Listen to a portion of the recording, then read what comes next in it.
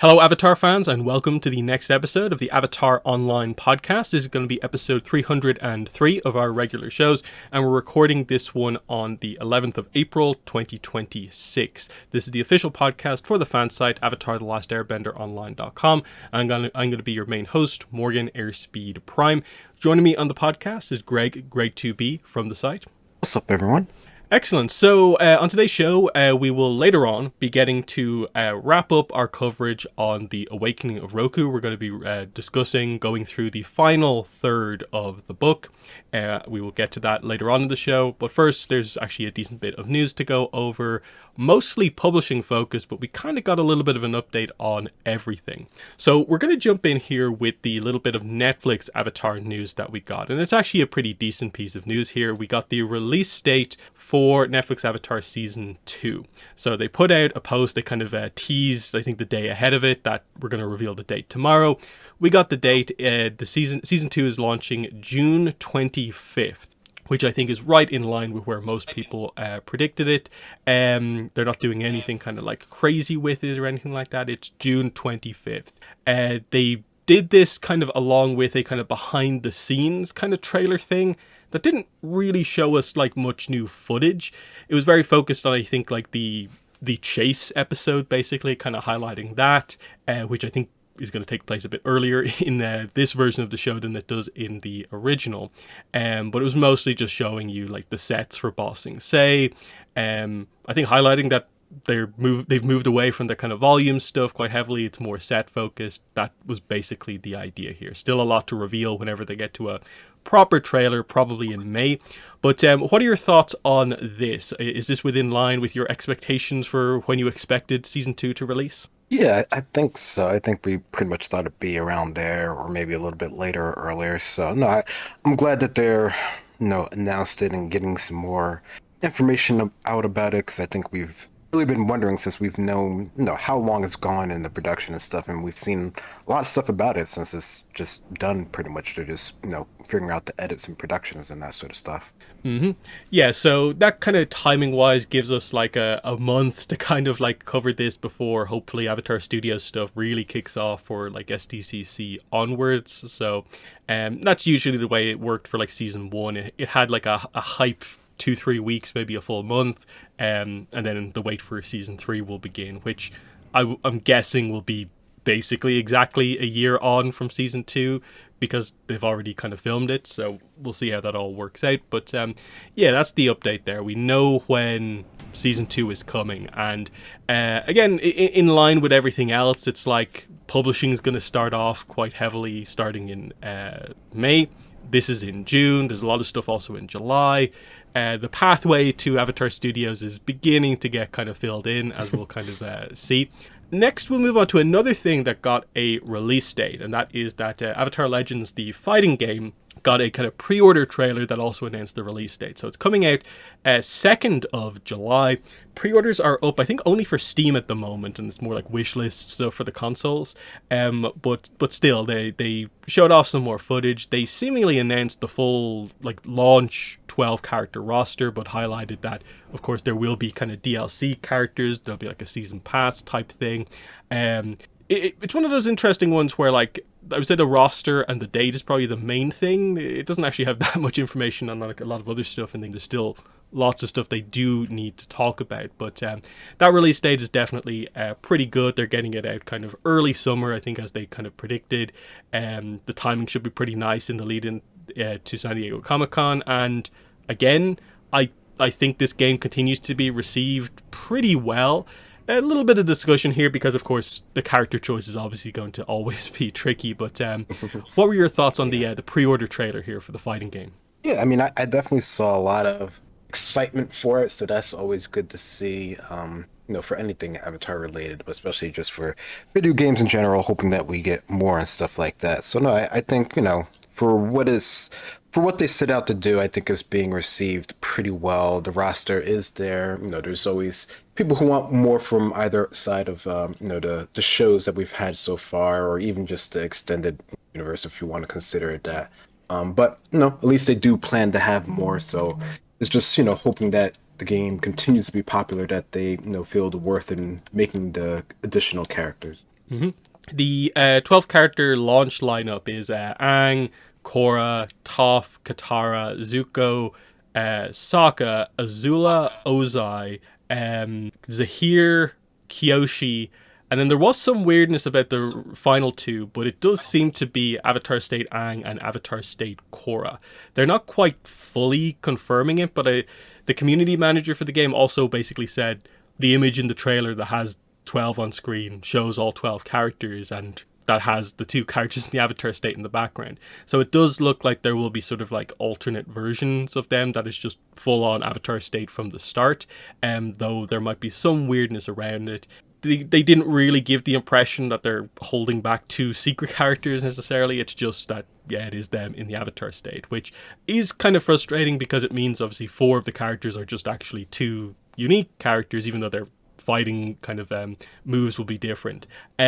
Yes, the immediate, I think, response to a lot of this has been that very light on the Korra roster here, in that like it's Korra and Zahir versus pretty much most of the main cast of ATLA, and then kind of the Avatar Legends aspect of the game is just Kyoshi so far, which is a bit interesting. So I think everyone's expectation would be that the DLC adds at least one or two members of Korra's team Avatar, and then like characters like I say Iroh, Ty Lee would be the really obvious ones. Very unclear what the other era kind of continuation will be as we go forward, but it's an interesting one. Like, there's not too many characters you question super heavily here, because I get why they have a Korra villain and an ATLA villain, probably because of whatever they're going to do in the story. But Ozai maybe feels a little bit kind of surplus to requirements, but he's probably someone you wanted in there eventually. But what's your thoughts on the 12 specific characters that we have here? Yeah, I mean, I like all of them. I think, they're characters that I can see, easily being in the game from, a fighting perspective. I mean, that's sort of par for course for just Avatar in general. But yeah, I mean, I definitely understand the idea of, lacking in core characters, but I think at this point we're just sort of like used to that in terms of like how they distribute sort of the marketing and the promotional material. The original series is the one that, still for the most part has most of the nostalgia and the sort of like, hype around it. So I'm sure they sort of hedged their bets on that sort of aspect, even though, we always see people who do like core being very vocal about it, but, who knows how many, people that actually, attributes to actual sort of like numbers that people are interested in it. So yeah, I mean, I guess that's sort of how it goes. But yeah, I definitely do hope the DLC adds more core characters, especially since, their sort of way of fighting is just, different from what we see in the original series. So it'd be cool just to see it in terms of just like a balance of it, which I don't know. I know that's a complicated thing in fighters and stuff like that. So who knows how they're going to particularly work out all of that. But no, overall, I think it's cool. The idea that we do have two characters that start out, in the Avatar state is neat. I mean, if that is just for, story purposes, I don't know. That does feel like a bit of a letdown, even though that is a cool aspect to have regardless. So I don't know. I'm curious to see how it all pans out. Yeah, like I think my prediction probably is that like at some point in the story, I'm guessing like what Aang in the Avatar state fights Zahir and Korra in the Avatar state fights Ozai if they're doing the era crossover thing, which gets into probably the next topic about this, which is that there continues to be very little information about the story and also the kind of single player arcade mode. The trailer has literally one like 2 second shot of like Aang. It's just on like the stage and just a text box like with Aang saying like, "Can I pet your polar bear dog?" And it's like, okay, is that from the story? Is that from Aang's arcade mode? We don't really know. Information on one of the publisher websites initially said that it was about like the uniqueness of Avatar and Korra characters interacting basically, but they kind of seemed to remove that. But then the Steam page still alludes to the story being about like the fate of time and space. So they still seem to be going for the crossover thing, but they're kind of being a little odd about it, because if it is about the Aang and Korra era characters crossing over, there's not many Korra characters on like at least the roster.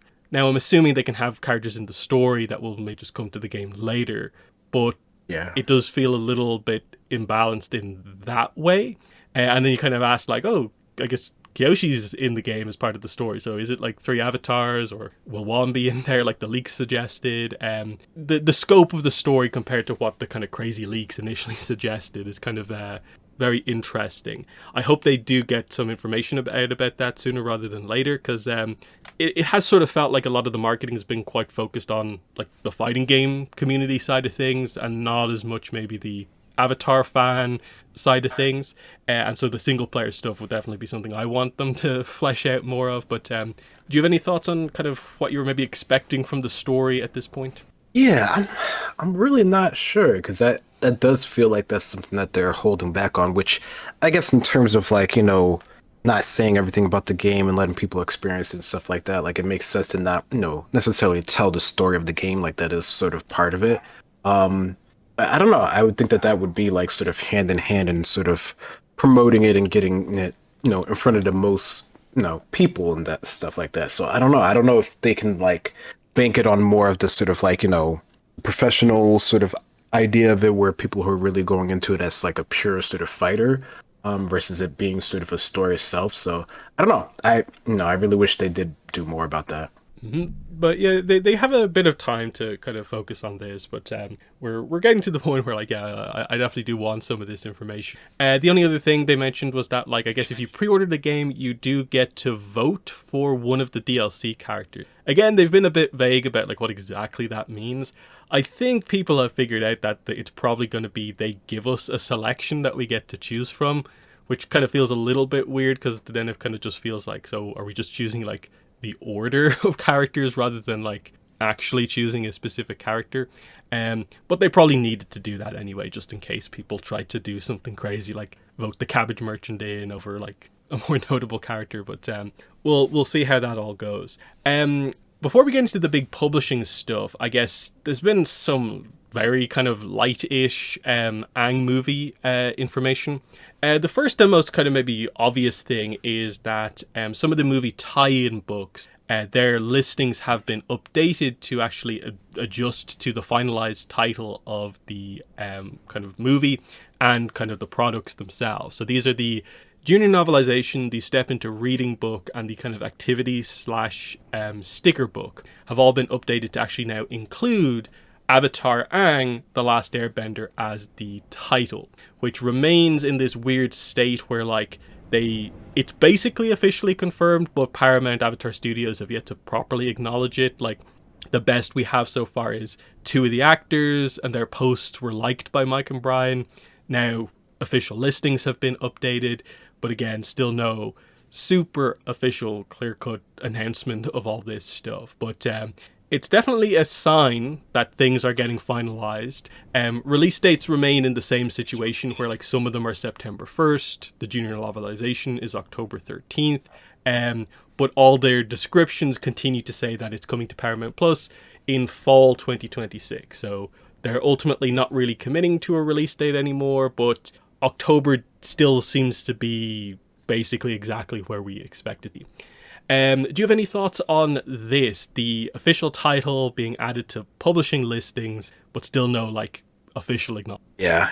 I mean, this just feels like they're just gearing up, like you're saying, and just waiting for the official announcement to come, which I don't know. I mean, I don't know. I guess I wonder if we weren't paying attention to it as much, would we even notice all of these sort of like extra tie-in things, or is it because it sort of has this sort of weird history where, it was in theaters, it wasn't in theaters, and all this stuff was going to come out at an earlier date and stuff like that, that we're sort of like getting to see like a peek behind the curtain in terms of like how they actually sort of like update stuff and whatnot, rather than just it all sort of like appearing there when the show actually sort of comes out.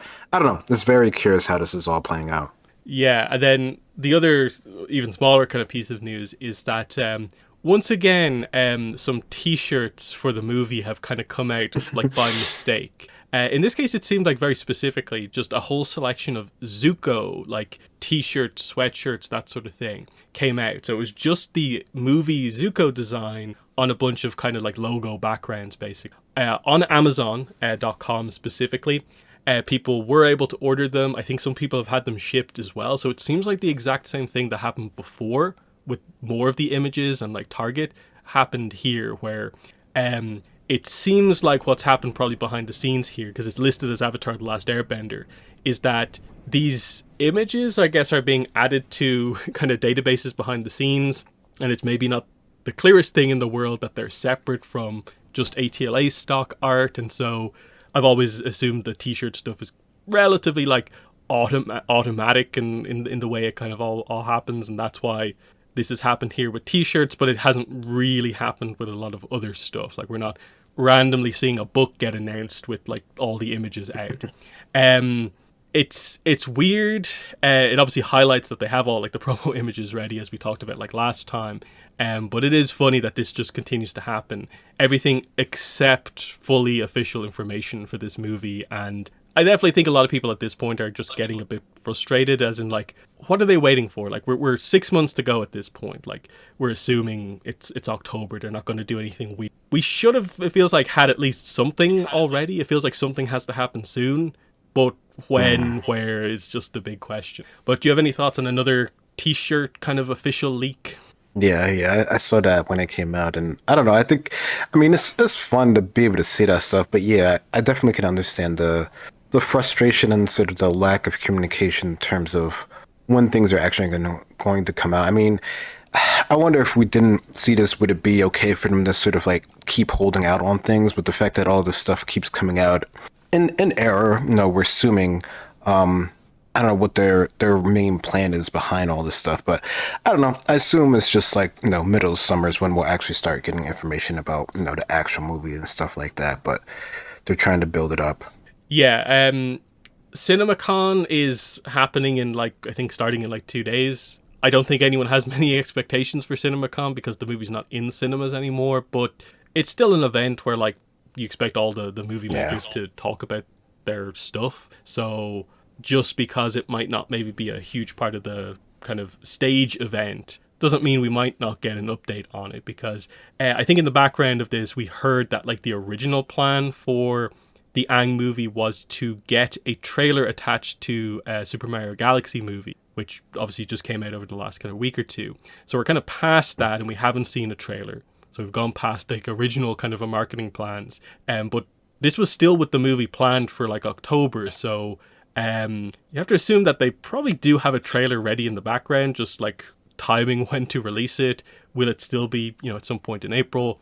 Or are they going to wait until, in around San Diego Comic-Con to do anything, everything? I still feel like there needs to be some of this stuff. Like it feels weird if we go into SDCC and they still haven't like fully committed to the title yet. So I'm waiting for just that basic update of like title, logo, probably image, and then let the trailer be the exciting thing actually at the convention. So like that's what I'm a little bit surprised about at this point. That's they're the like 3 pieces of information I think we're like behind on at this point in time that like we probably should have got for maybe like the anniversary.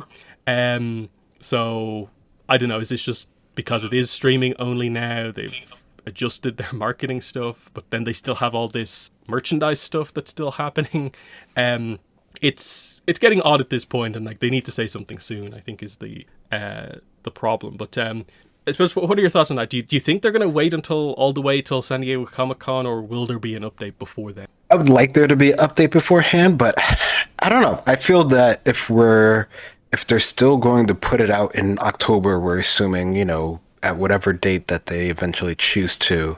I don't know. I could see San Diego Comic-Con being the first time we get like substantial information. Like, I would hope, that maybe once we start getting like, when they start putting up the listing for the events and stuff at San Diego Comic-Con, then we might sort of start getting information about like, the show, the title, the logo, and stuff like that. Like, then we might start getting information. So whenever they normally do that sort of stuff, maybe we might get sort of the early information about the show, and then San Diego Comic-Con would be the actual trailer and stuff like that. Like, I could see it working out like that, but when they actually put out the information, sometimes it's pretty, it's not too far out from when the actual San Diego Comic-Con actually sort of happens. So it still might be a bit before we actually get any sort of, even teaser early information. Yeah, because if they are doing big stuff for the movie, they probably have to tell people like ahead of time that like, announcing the panels, that the Avatar panel this year is something you really want to come to because we're doing the stuff you expect. And so it would be weird if they're still calling it the Untitled Movie or using the old title because they want to Yeah. officially reveal it, even though everyone knows what it's called at this point. So that's the sort of big stuff. Is just like, yeah, in like late June ish, I guess, when we start to get the panel schedule. How many Avatar Studios panels are there? Are they being clear about the movie or not?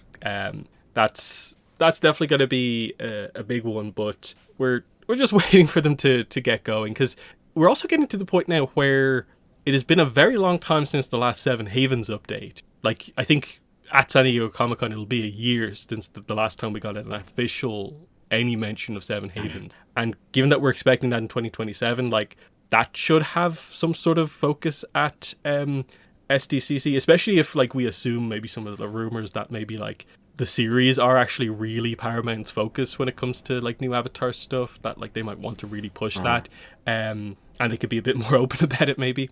That there's also that stuff that they have to get going on as well. But yep, we're just waiting for the bigger stuff to happen.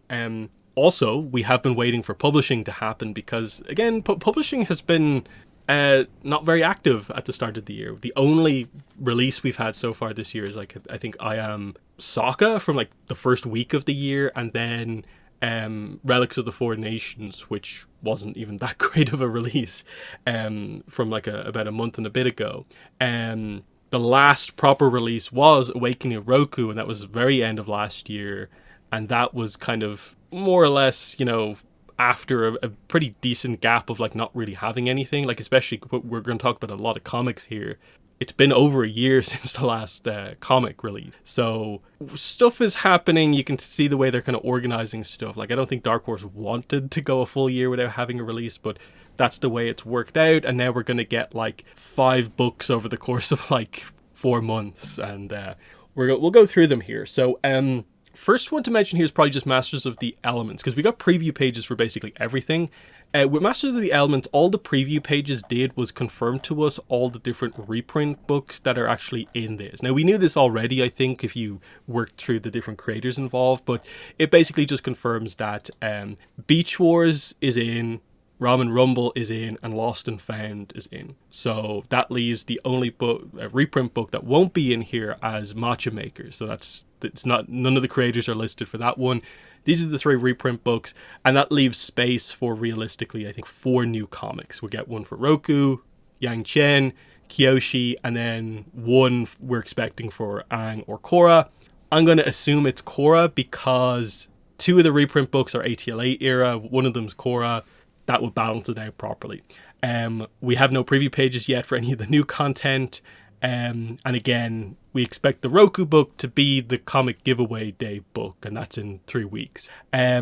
People are excited for Masters of the Elements. I'm just a little bit worried that a lot of people haven't looked into this book enough to realize that it will be half reprints, and that there probably will only be 10 to 12 pages for each avatar that they're excited for. I hope people understand that by the time it fully releases, and that probably volume 2 of Masters of the Elements will be the more interesting book, where there's more free space to do everything and everything.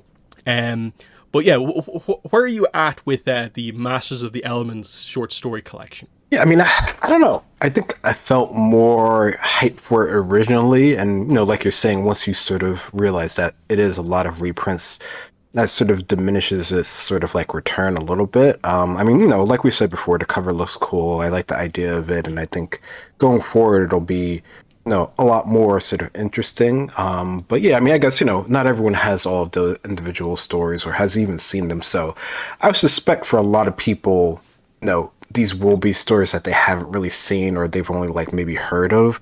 So I don't know. I wouldn't be surprised, except for people who are really sort of like into the fandom and stuff like this. I would suspect that probably like half of the reprint stories will probably be new for people. So maybe that'll sort of lessen the blow for some people. But yeah, it'll be, cool to have. Yeah, I always will praise these books for giving us those reprints, because I do think they are like needed just for kind of collection reasons, because I have had multiple times where, because of weird licensing reasons, I can't actually get the physical Free Comic Book Day book here. So this will be my first time getting like is it all of these? I think I might have one of these in physical, but like it'll be the first time having physical copy of some of these comics, which is interesting. But yeah, I really want information on like volume 2 and like what exactly the overall scope is, because let's assume they reprint Matcha Makers in volume 2. That leaves openings for maybe like 6 stories then for the next one, and you'd assume that maybe like Karuk is now eligible on the roster. He'll have maybe a novel at that point. Are we just doing another Kyoshi, another Yang Chen? You know, can we go into other avatars like Azito available? Can we do one? It is Avatar Legends, so like the eras are completely open for this. There is a lot of potential depending on how far they go with the big thing.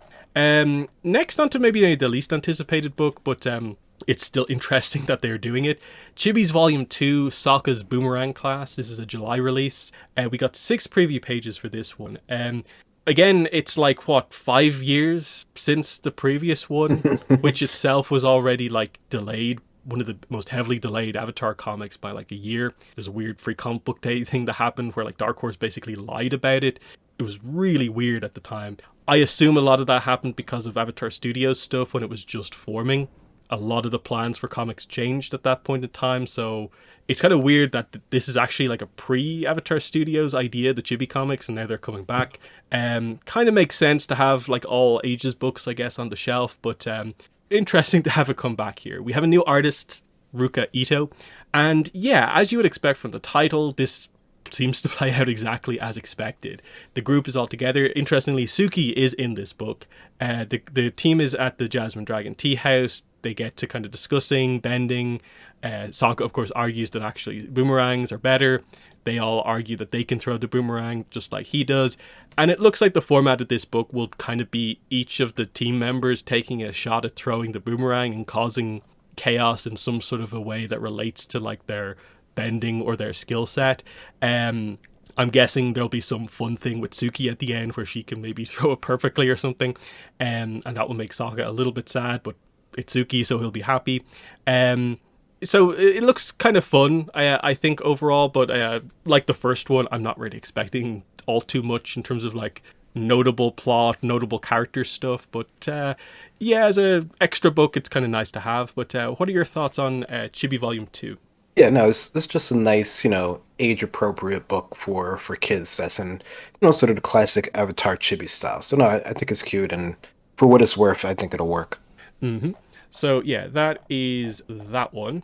Then we'll go to, I guess we go to the Korra comic here. So this is Legend of Korra, Kaya and the Secret of the Sand. Again, this was only relatively recently like announced, but we do have preview pages for it. It's also coming out in July. This will be, I think, post SDC, I think, just afterward. We have 8 preview pages for this one, and this is probably the most kind of like intriguing, mysterious of the books that we have, because we don't really know all that much about Kaya's kind of backstory. This is actually primarily going to be like a kind of late Aang era comic, which is unique by itself. And it's also exploring like the tribes of the Siwang Desert, which we also don't really know much about. The preview is also very interesting because it cuts between scenes, and like there's clearly some stuff that we don't see in terms of the framing device of Kaya talking to Korra, telling this story about herself. There's definitely some weirdness going on here with regards to like the Earth Kingdom has these sort of like trusted people from the Siwang Desert, and there's some maybe weirdness about how exactly that all happens and how it works. They're very suspicious about the people who they aren't allied with in the desert. Then there's like an attack that comes in, all while Kaya is here to help teach the people here who are allied with the Earth Kingdom how to do healing and stuff like that. And then it ends with like a fight happening, where interestingly we see multiple pages that actually show blood, which we don't really see all that much, so it's kind of interesting. But yeah, a lot of sand bending involved here. What are your thoughts on the Kaya comic now that we get to see some? And no, I think this is cool. I'm a lot more curious about it now than I think I was before, because I didn't really have like a good idea of where they were going to sort of like take things. But no, now that we know, we're getting to see sort of Kaya sort of like out of her element, but doing what she wants to do, helping people and sort of making her own way. Even if it is sort of framed as sort of like a a flashback story, her talking to Korra or something like that, I think is still, it adds a lot more to a character that, has been, pretty popular overall. So I think it definitely is going to be one that people are going to be interested in. Yeah, so I'm very intrigued by the mystery here because it's even in the title and the secret of the sand. So yeah, what mysteries are going on here? What's happening? Because again, this is happening in the Aang era, not the Korra era, technically. So quite interesting. So yeah, that's the second book in that Korra comic trilogy with Mystery of Pension Island. There will be another one from the same creative team. Hasn't been announced yet.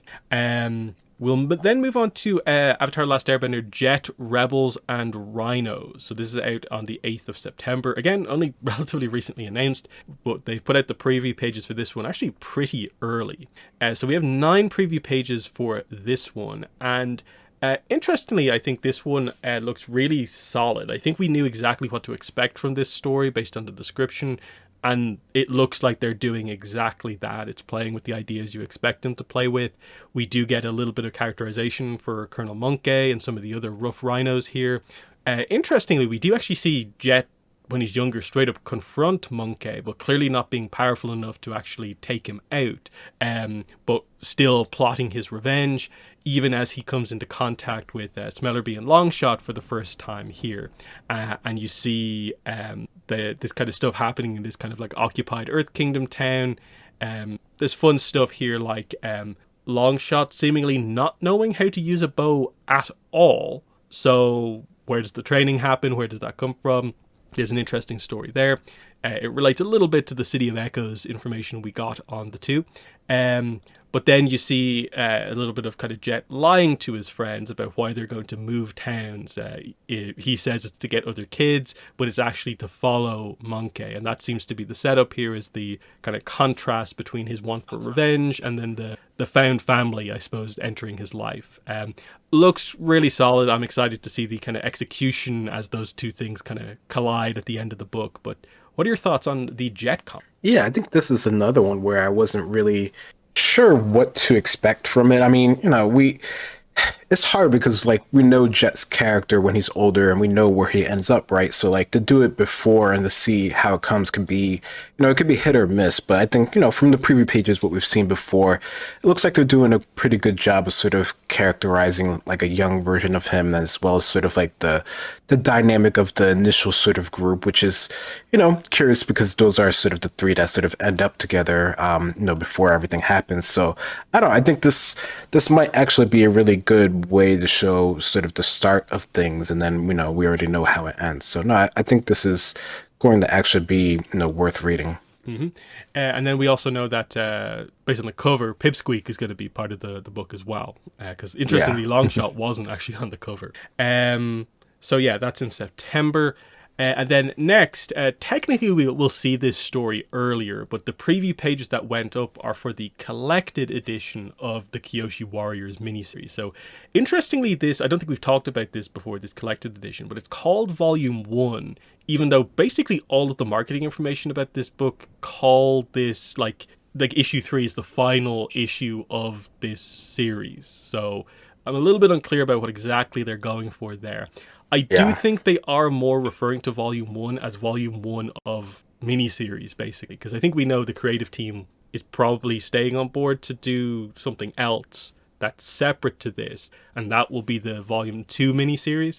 It's just their wording is kind of weird, because this almost implies there is a second volume of the Kyoshi Warriors that's separate, which could be the case. It's just it's not super clear what the idea is there. Notably, it does say that the cover is not final, so that might also include some of the graphics around like Volume 1.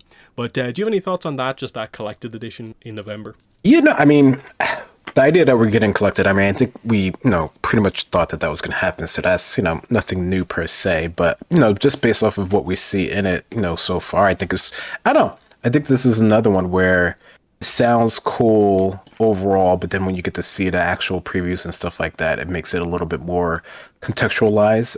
But no, I think this one, it could actually be pretty serious in terms of what we actually get from it.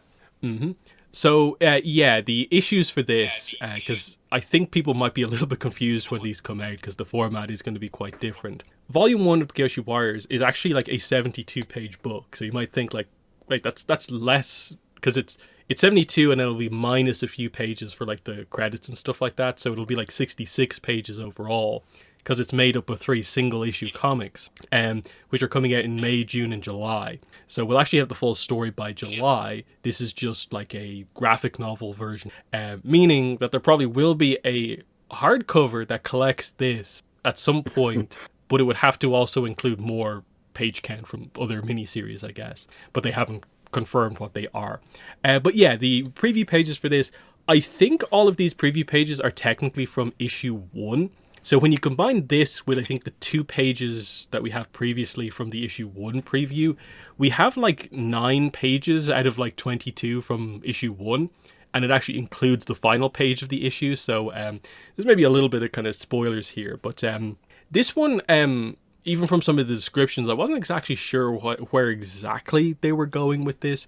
But interestingly, the focus actually really seems to be on kind of like the Kyoshi Warriors interacting with like the Earth Kingdom, like military, the army. They join the army and go into battle against the Fire Nation army. And it looks like one of the kind of almost like few pieces of Avatar content that's really going to address that like army versus army battle aspect of the war, because that's where the kind of ending of issue 1 seems to be, is that the Kyoshi Warriors march alongside the army into battle as they see injured troops kind of coming back from the very same battle.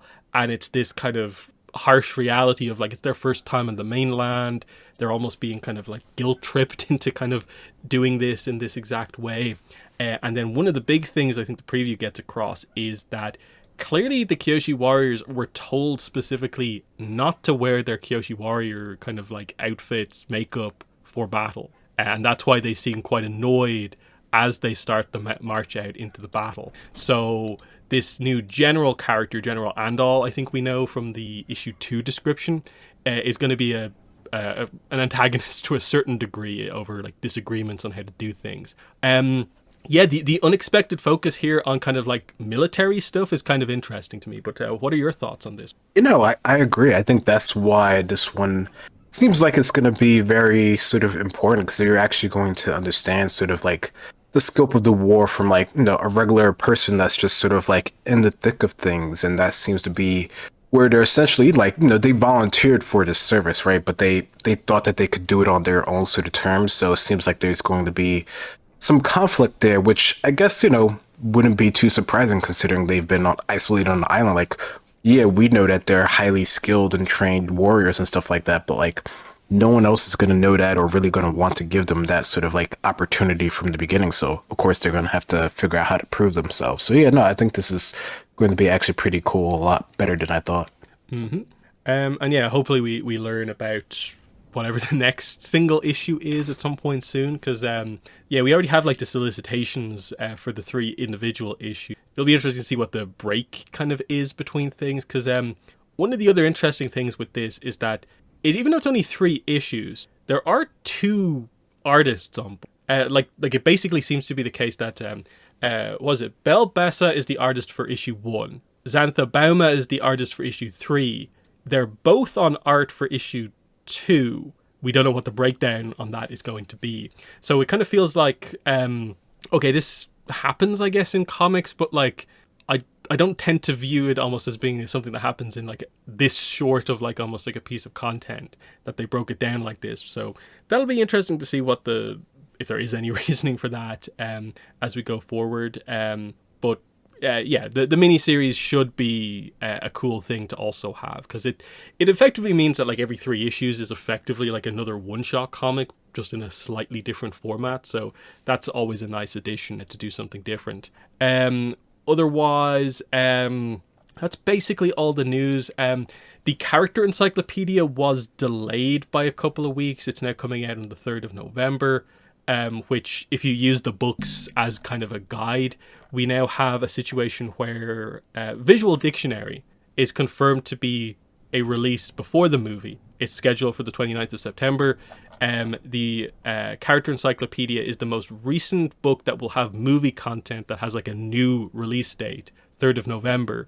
That'll be post-release. So the movie probably has to come out in between them, which basically gives you like October and like 2 days either side of it. So it's October, unless some of the publishing stuff really heavily changes. But everything really seems aimed towards October. Like the big lineup of books going into September. And then all the October books are basically movie related in some way, with all that sort of stuff. And then again, there's still the Abrams like adult novelization that also needs to get like an update at some point. But you know, that also hasn't been like fully officially like ruled yet. But yeah, that is the news that we have. Publishing stuff finally going to start happening after a pretty long delay, as evidenced by the fact that like we're now in the 4th month of the year, and we're only now wrapping up our coverage of Awakening of Roku. And it's not like we need to rush to do it necessarily, because like we could keep this going a month longer if we wanted to, because the content's only starting then. But we will get into it now. So the final third of Awakening of Roku. So for anyone following along, this will be starting with the chapter called Survival. It's basically just over 66% of the way through the book. It's a chapter called Survival right up to the end of the book, where we left off again. Malkatuk and Gyatso have gone back to Karuk's Point because of Gyatso's kind of, recovery stuff that's going on. And then Roku is going by himself across the kind of northern tundra to get to Agnakel'a in pursuit of Atka. That's kind of what's happening. And then also in the background, Ta Min has just escaped Omashu. But we haven't caught up with her yet. But anyway, we'll jump in here with the chapter Survival. And as you would expect, yeah, this is about Roku. And it just highlights basically effectively telling us his skill with waterbending and how it grows on his like multi-day journey across the tundra here. Malkatuk has taught him some stuff, but he still is getting used to actually being able to waterbend now.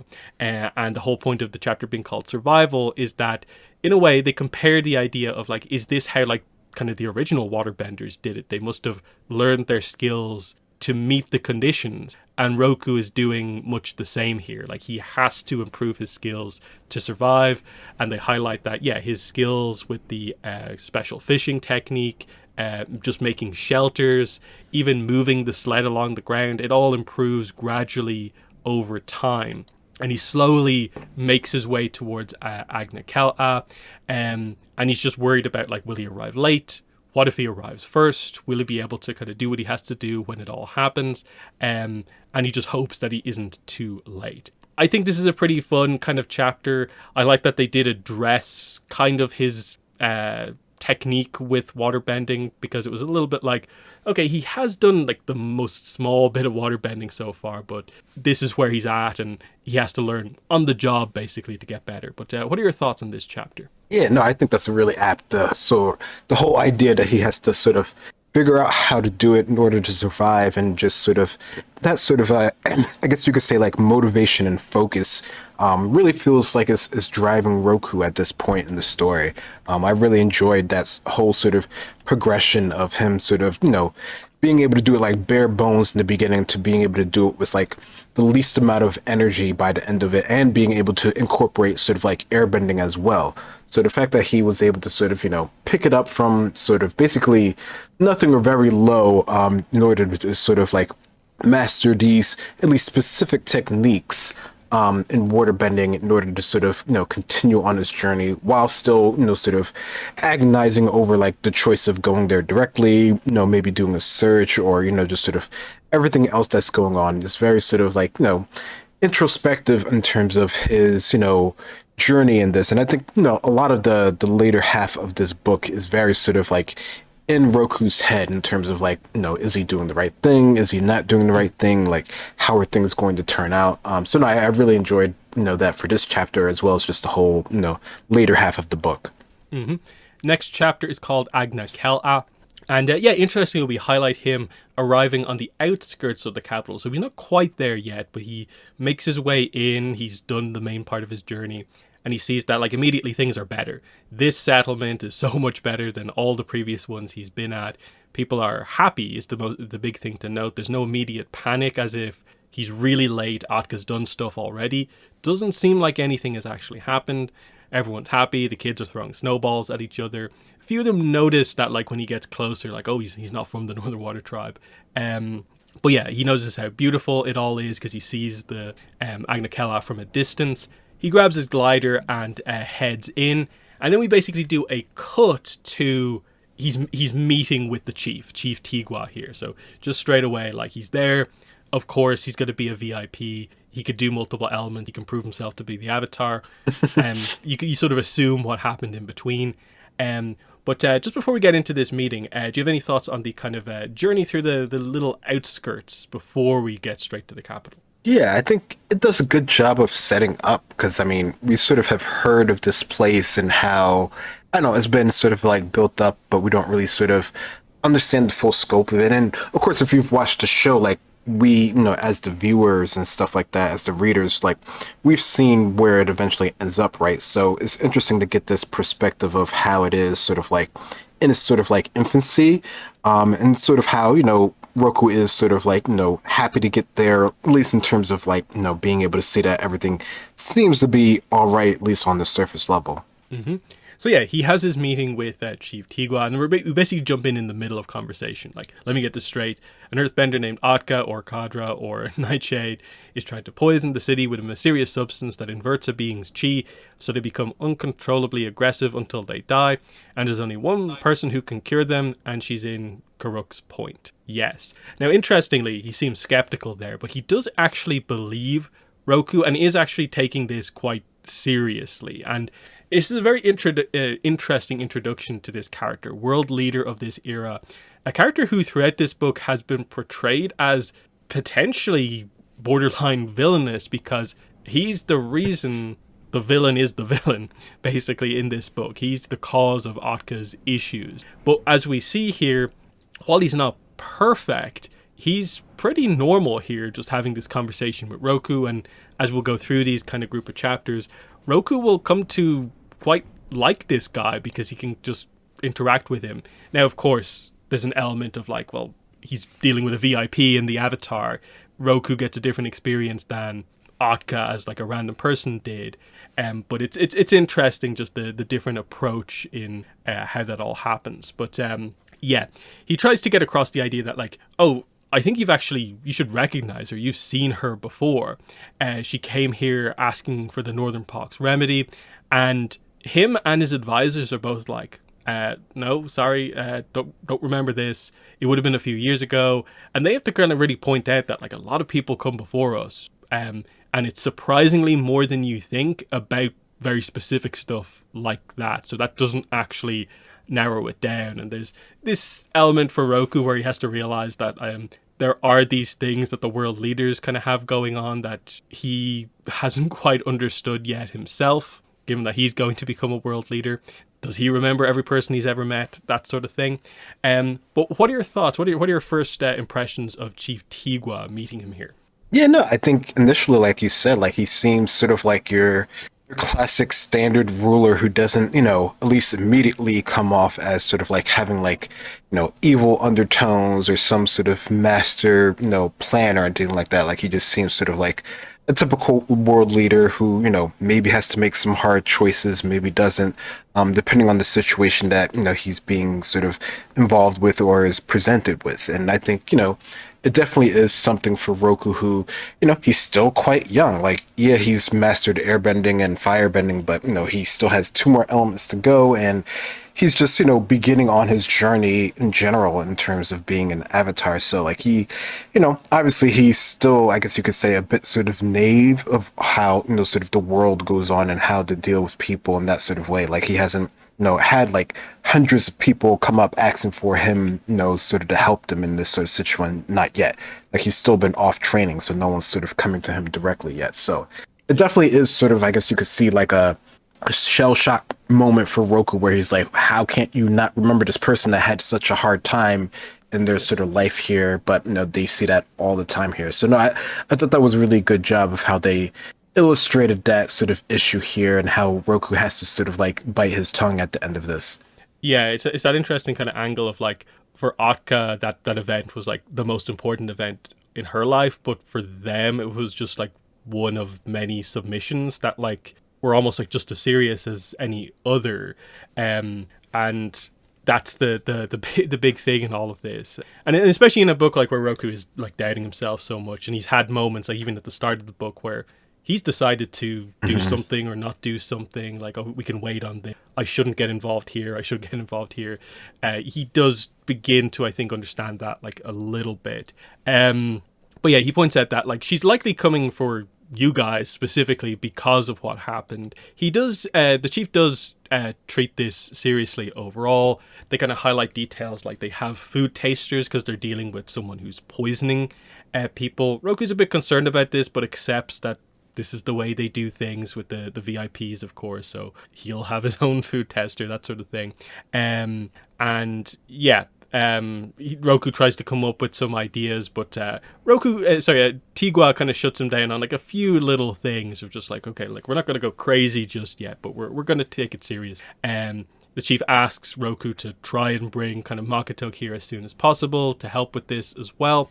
And the chapter actually ends with like, oh, and welcome to Agna Kela, like Avatar Roku.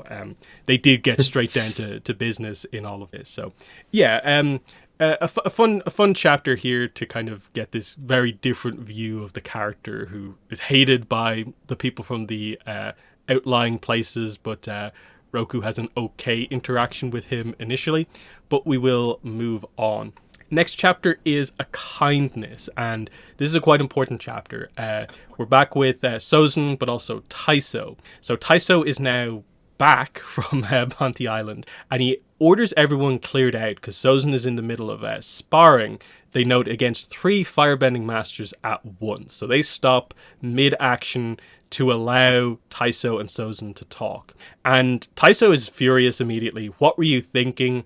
Sozin in his head is like, which one of the things that I did while you were gone is he talking about? Taiso first wants to talk about Lombok Island, of course, and the fact that so many people have died. We get the details on what exactly the Fire Nation has done to sort of quell the rebellion.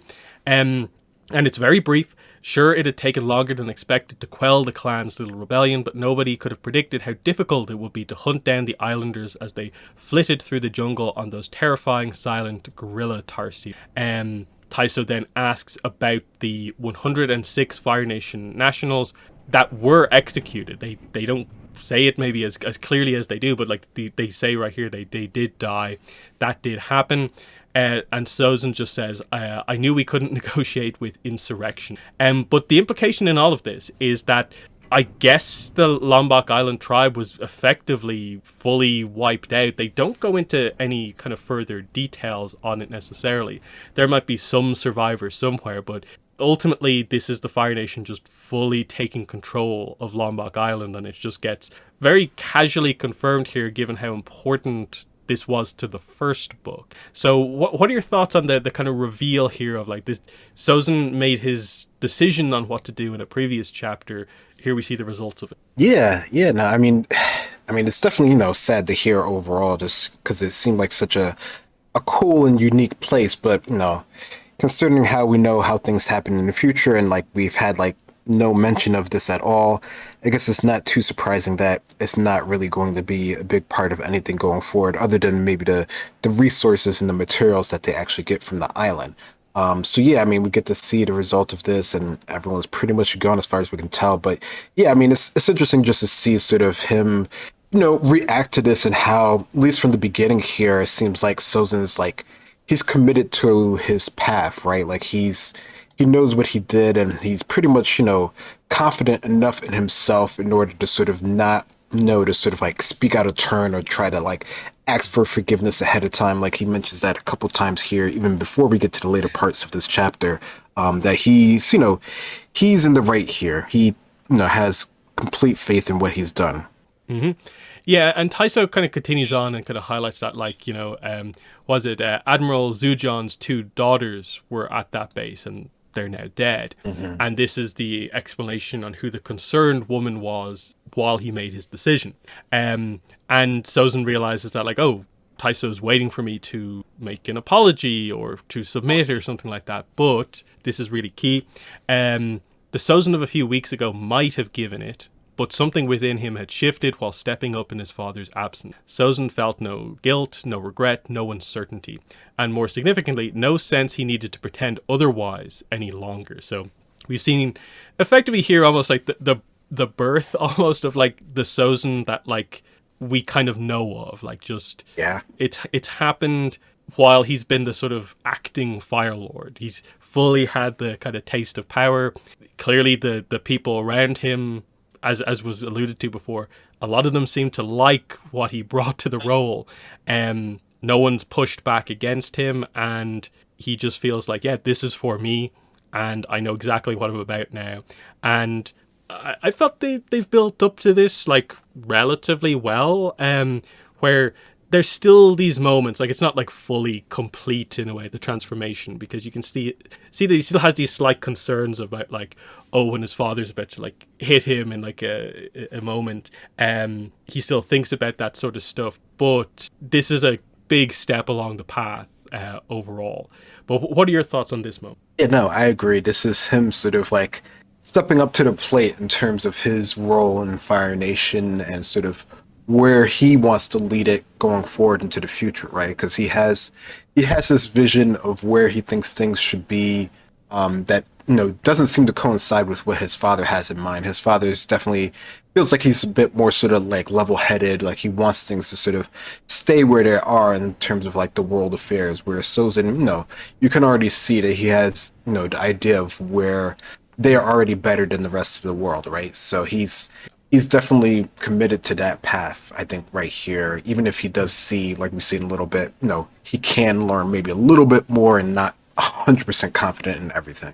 Yeah, the full sort of scope of his ambition is sort of here now, that he can accomplish these big things by being extremely brutal in kind of ways his father would never be. His father's like the safe hand, and he specifically is not going to be that.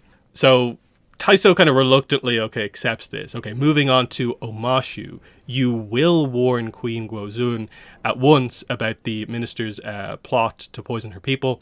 Their blood will not be on my hands. And of course, he disagrees with this and kind of counters back. He doesn't say anything. Taiso's like, you're not Fire Lord yet.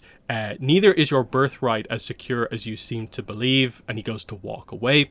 And Sozin, this time, fires back. You were the one who taught me to never show any signs of weakness. Taiso stops. His fists are clenched here. Perhaps you've forgotten that lesson yourself. And it's cool that we immediately cut to like, Sozin saw the punch coming before the Fire Lord threw it. He easily leaned out of the way, brushed the fist aside, and redirected the flames.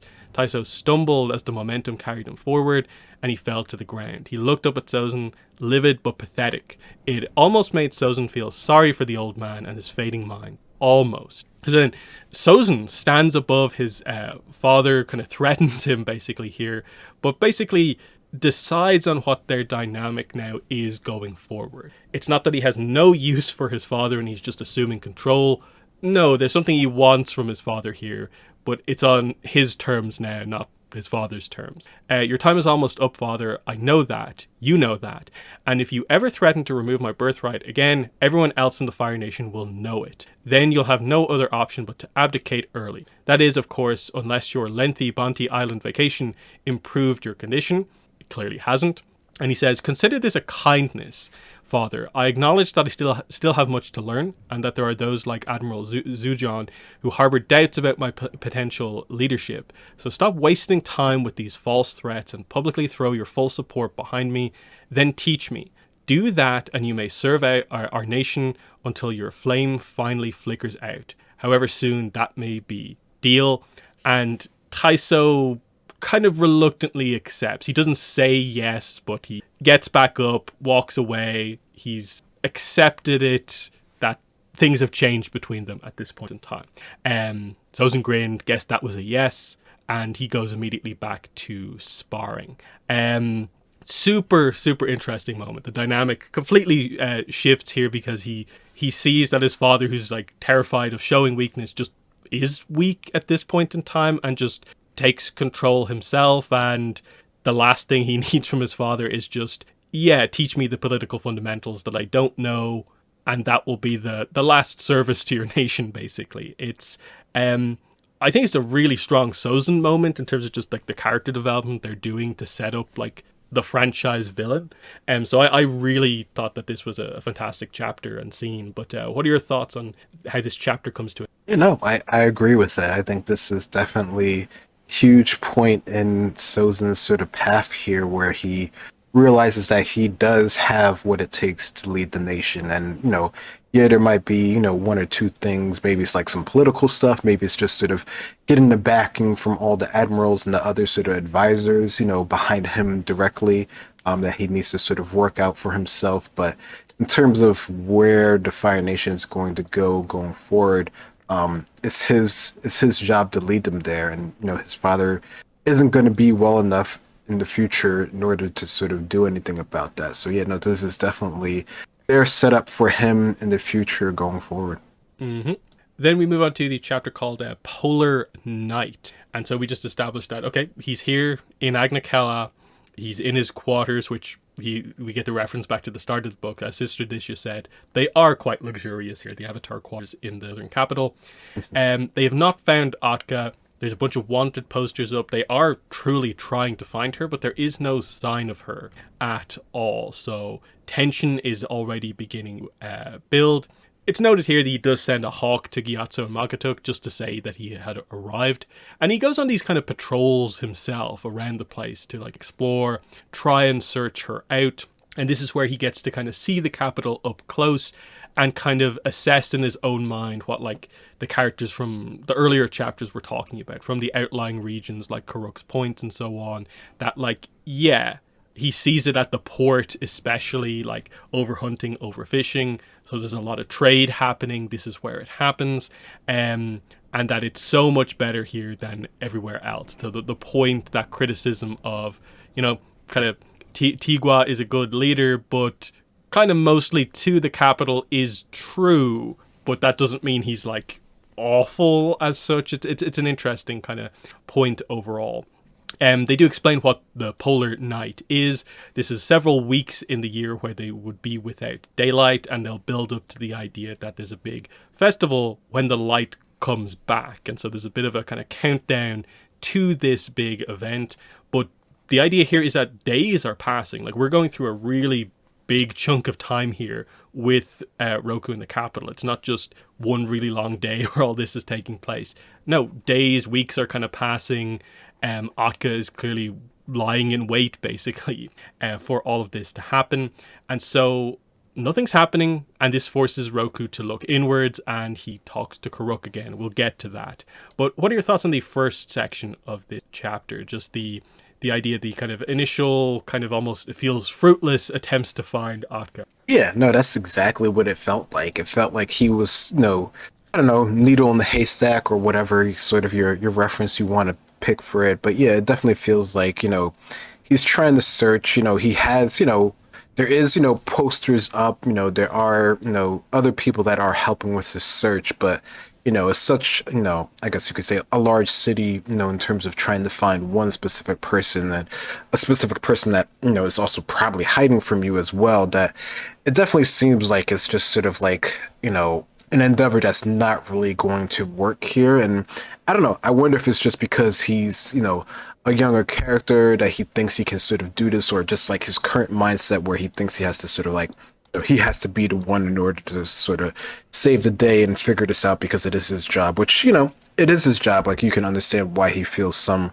responsibility towards it. But it definitely feels like it's something that's not going to be, successful sort of like at all, the way that he talks about it. And it is cool to get to see the idea of the city and how it's sort of developed at this point in time, and how, it does feel like there's sort of like, over hunting and stuff like that, or they're just sort of like, they're out of balance with the sort of larger idea of the water tribe, right? Like there's sort of this developing nation here, and that sort of, makes them more prosperous, but it definitely makes sort of the outskirts sort of suffer and stuff. And this is like that transition period where they're doing well, but they haven't quite figured out how to support sort of the larger nation of the people that they're sort of have to sort of keep in mind. It almost feels like it's just sort of like a city onto itself. Like it's not really has nothing to do with any of the outer sides, but the outside of the city is definitely being affected as well. So it's something that they're have to figure out. So yeah, he decides to contact Karuk, and he does the kind of Makatuk technique, the ice water plunge. He comes out and he does straight away make the connection. You're back. The hunt is over. Yours, perhaps, not mine. I need your help. And he straight up just asks, what should I do in this situation? You're asking me. I told you I never figured out how to cure the corruption. I only ended the threat by defeating that spirit in its own realm. And he just highlights that Sister Disha told me your story. I hope you might be able to offer some advice since you had to face so much alone. And Karuk lingers on that word, alone. And he's like, yes. When I was a young avatar, I was lucky to have a very close group of friends. We would have done anything for each other. A lot of people say that about friendships formed in youth, but we really would have. We went through so much together. But then I pushed my friends away to protect them.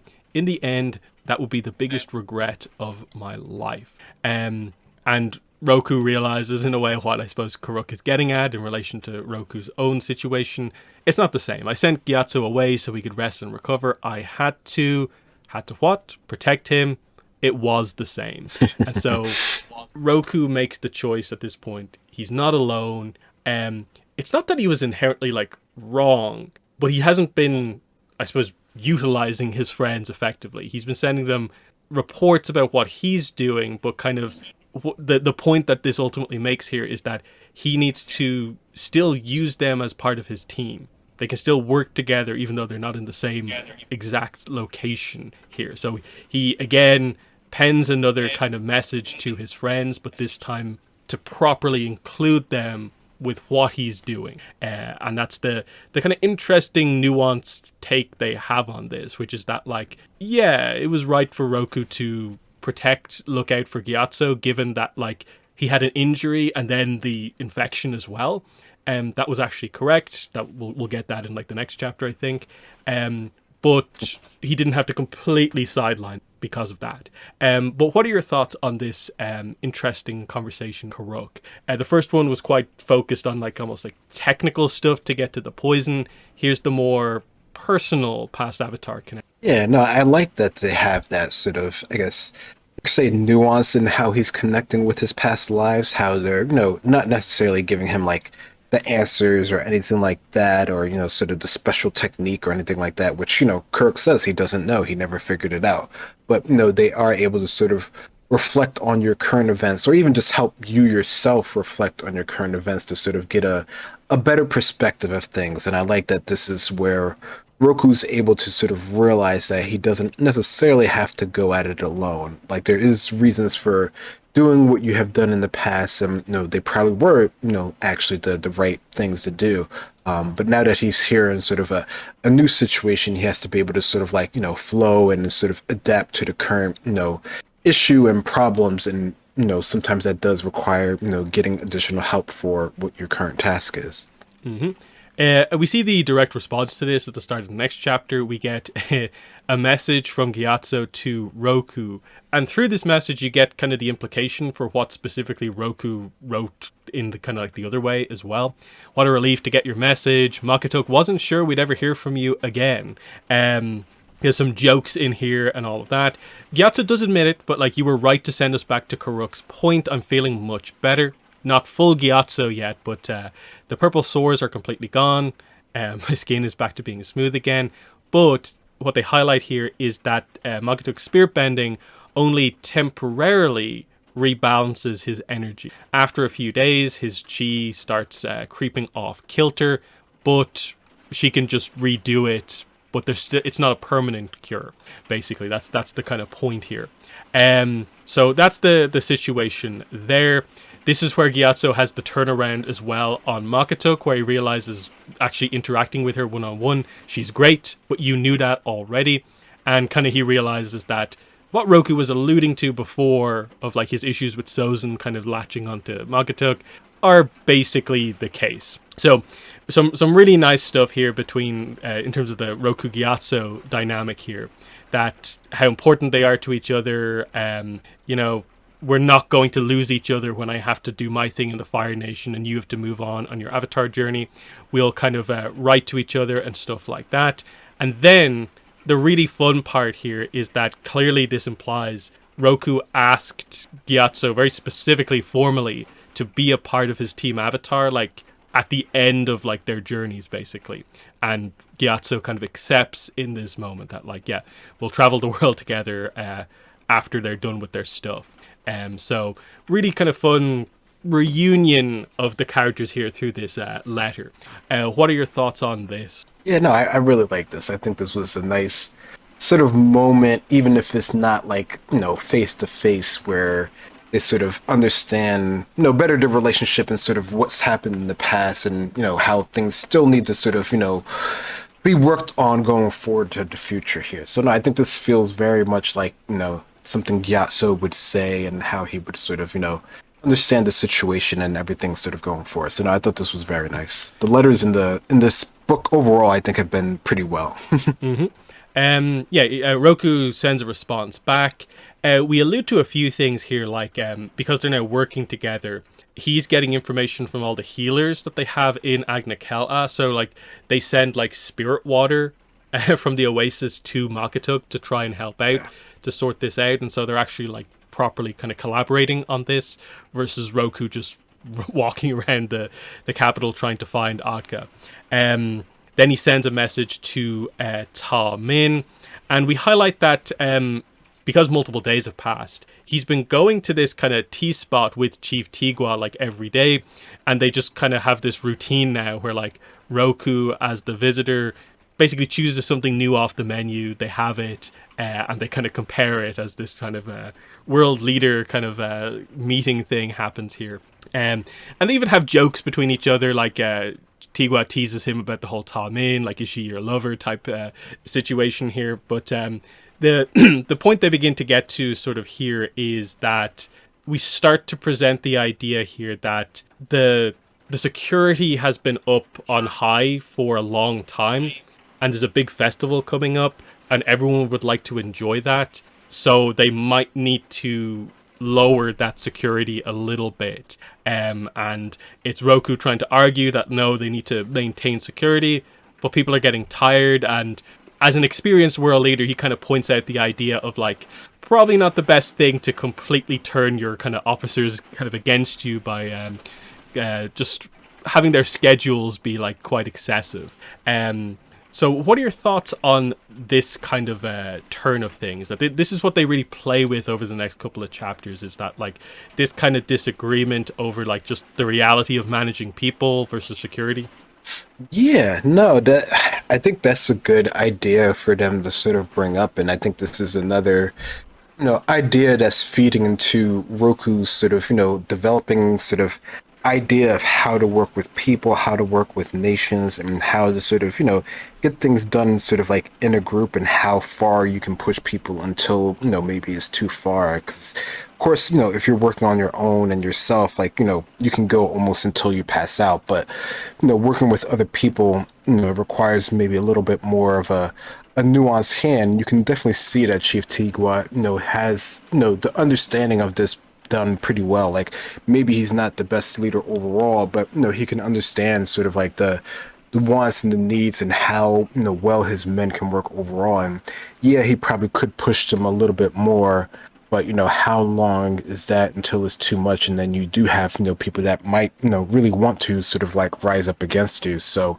there's definitely a lot of teaching lessons there that Roku sort of is getting sort of laid out for him that maybe he didn't necessarily consider, because he's still on sort of like high alert himself. Like he knows that Akka's out there, and he's pretty strong that this is going to be happening here. Like he has these feelings, this sort of gut intuition about things, but not everyone else has had interaction with Akka and knows sort of like maybe potentially how serious the situation could potentially be. This is the part of the book where we get kind of Roku's kind of like overall assessment of Tigua, which I think is quite good. Despite their chilly first meeting, Roku had come to like the fat old man with the braided, snowy white beard. He listened to his advisors, he cared for his people, he lived his life among them, unlike the Fire Lord, who rarely left the palace grounds, save for special occasions or extenuating circumstances. It was true, however, that this concern and care was mostly limited to the capital. He'd often appealed to the idea that water was the element of change to justify their need to adapt to a shifting world. As if sighting a gathering storm on the horizon, the chief was convinced that the Northern Water Tribe's survival depended on leaving behind their nomadic traditions for the sake of strengthening Agna Kel'a. So, really interesting kind of contrast here, especially compared to, say, like Taiso, the idea that, like, oh, he just hangs out with Roku at, like, a public tea shop, like, every day and does stuff like that among his people. They know him, they know their leader. But he has this single-minded focus on the capital above everything else, basically, because of some just sense that, like, this is what we need going forward, even if he's forgetting about the people on the outskirts. It's interesting stuff here. But then we get to some other stuff, which is that the agreement that they come to is that Tigua will give Roku a crew of his best waterbender guards, and they can be on sort of high alert throughout everything, but he is going to reduce the patrols otherwise. Interesting point here. Roku asks, tell me Talkukak will be in that crew. No, he's still abroad. He should be back any day now. We ultimately don't get any Talkukak in the book, but this is obviously the guy who will become Roku's main waterbending master. This is the guy he fights in the Avatar and the Fire Lord episode. So interesting that we at least allude to him here. And the idea that I think we'll get this as we go forward. We will get the explanation on why he's not immediately jumping forward to teach Roku, and this relates to RPG information we got relatively recently as well. So that's the kind of agreement here. It highlights the good relationship they have as kind of world leaders here. They come to a bit of a compromise, even if Roku's quite concerned about what could happen because of this. But what are your thoughts on some of these details towards the end of this chapter? Yeah, I mean, I think the compromise, I mean, it seems, a pretty good one. Like, you can't work everyone all the time at all, the high, level of things here. So I think, the idea that he actually is getting sort of like his own group to sort of, be focused on this, might actually even be better sort of like in the long run of things. Of course we know what happens, but, the idea for it, is sort of like solid in this idea. And yeah, I think it definitely is interesting to sort of compare and contrast sort of the world leaders in this time and sort of where they're going to go, going forward here. Because, the Fire Nation we see is like already very sort of like established, right? Like they've already had their whole idea where they've combined, most of the islands, and that, they sort of have this structured in the hierarchy and everything like that. And it's been done for, probably centuries at this point, right? Versus in the Northern Water Tribe, they're still figuring this all out, right? Like they're still sort of developing things, sort of figuring out how to work and interact with other nations. And, this area specifically, of course, is the most prosperous. So they're the one who, everyone is focused on, right? And they're sort of ignoring everything else sort of outside of them. So, like we've mentioned before, they're sort of, prospering at the suffering of sort of like the outer regions and stuff like that. And, eventually we know that they do figure out some way to sort of balance that out, but there's always going to be sort of like outskirts and outlying. And even in the Fire Nation, there just happened to be a random island that just wasn't part of the system, right? So there's always going to be something that's not part of it. And here we get to see this is sort of like the initial sort of stages of that for the Water Nation. Mm-hmm. Next chapter is a long story. So we're back with Ta Min, and she has arrived at Karuk's Point because she realized that basically her only hope in all of this, the only ally she really has, is to go to Roku, who she knew was, in somewhere in the Northern Water Tribe. So she makes her way there, and we highlight kind of some of her journey as she kind of figures out what exactly is going on in all of this. We get a Great Divide reference here. She like traded away Kozaru's eel hound to get here. Very similar, I think, to the way they described her, kind of like, I think, just making her way up to the Air Temple. I think in the first book, she's very resourceful. But yeah, she's talking to the innkeeper who she's been doing some dishwashing for here. So again, she gets on really well here. She references her friend Avatar Roku, and the innkeeper's like, another friend of the Avatars, eh? And so this is how she comes into contact with Gyatso and also Magatuk. So we have the reunion of Tamin and Gyatso, of course, in all of this. And we basically just get the idea that they will catch up with each other kind of off screen, basically. So we just get a really quick reunion here. I will say this kind of really highlights that, like, I wish the book did have a chapter that maybe focused on Gyatso and Magatuk just interacting, and then they maybe did a little bit more with the Tamin, Gyatso, Magatuk interaction. I get why we kind of need to stay focused on Roku kind of at the moment, but there's a few slight missed opportunities here just because there's some fun characters involved here. But the plot is coming together here because, of course, we know Tamin has the Lombok Island material, and obviously that will eventually come up.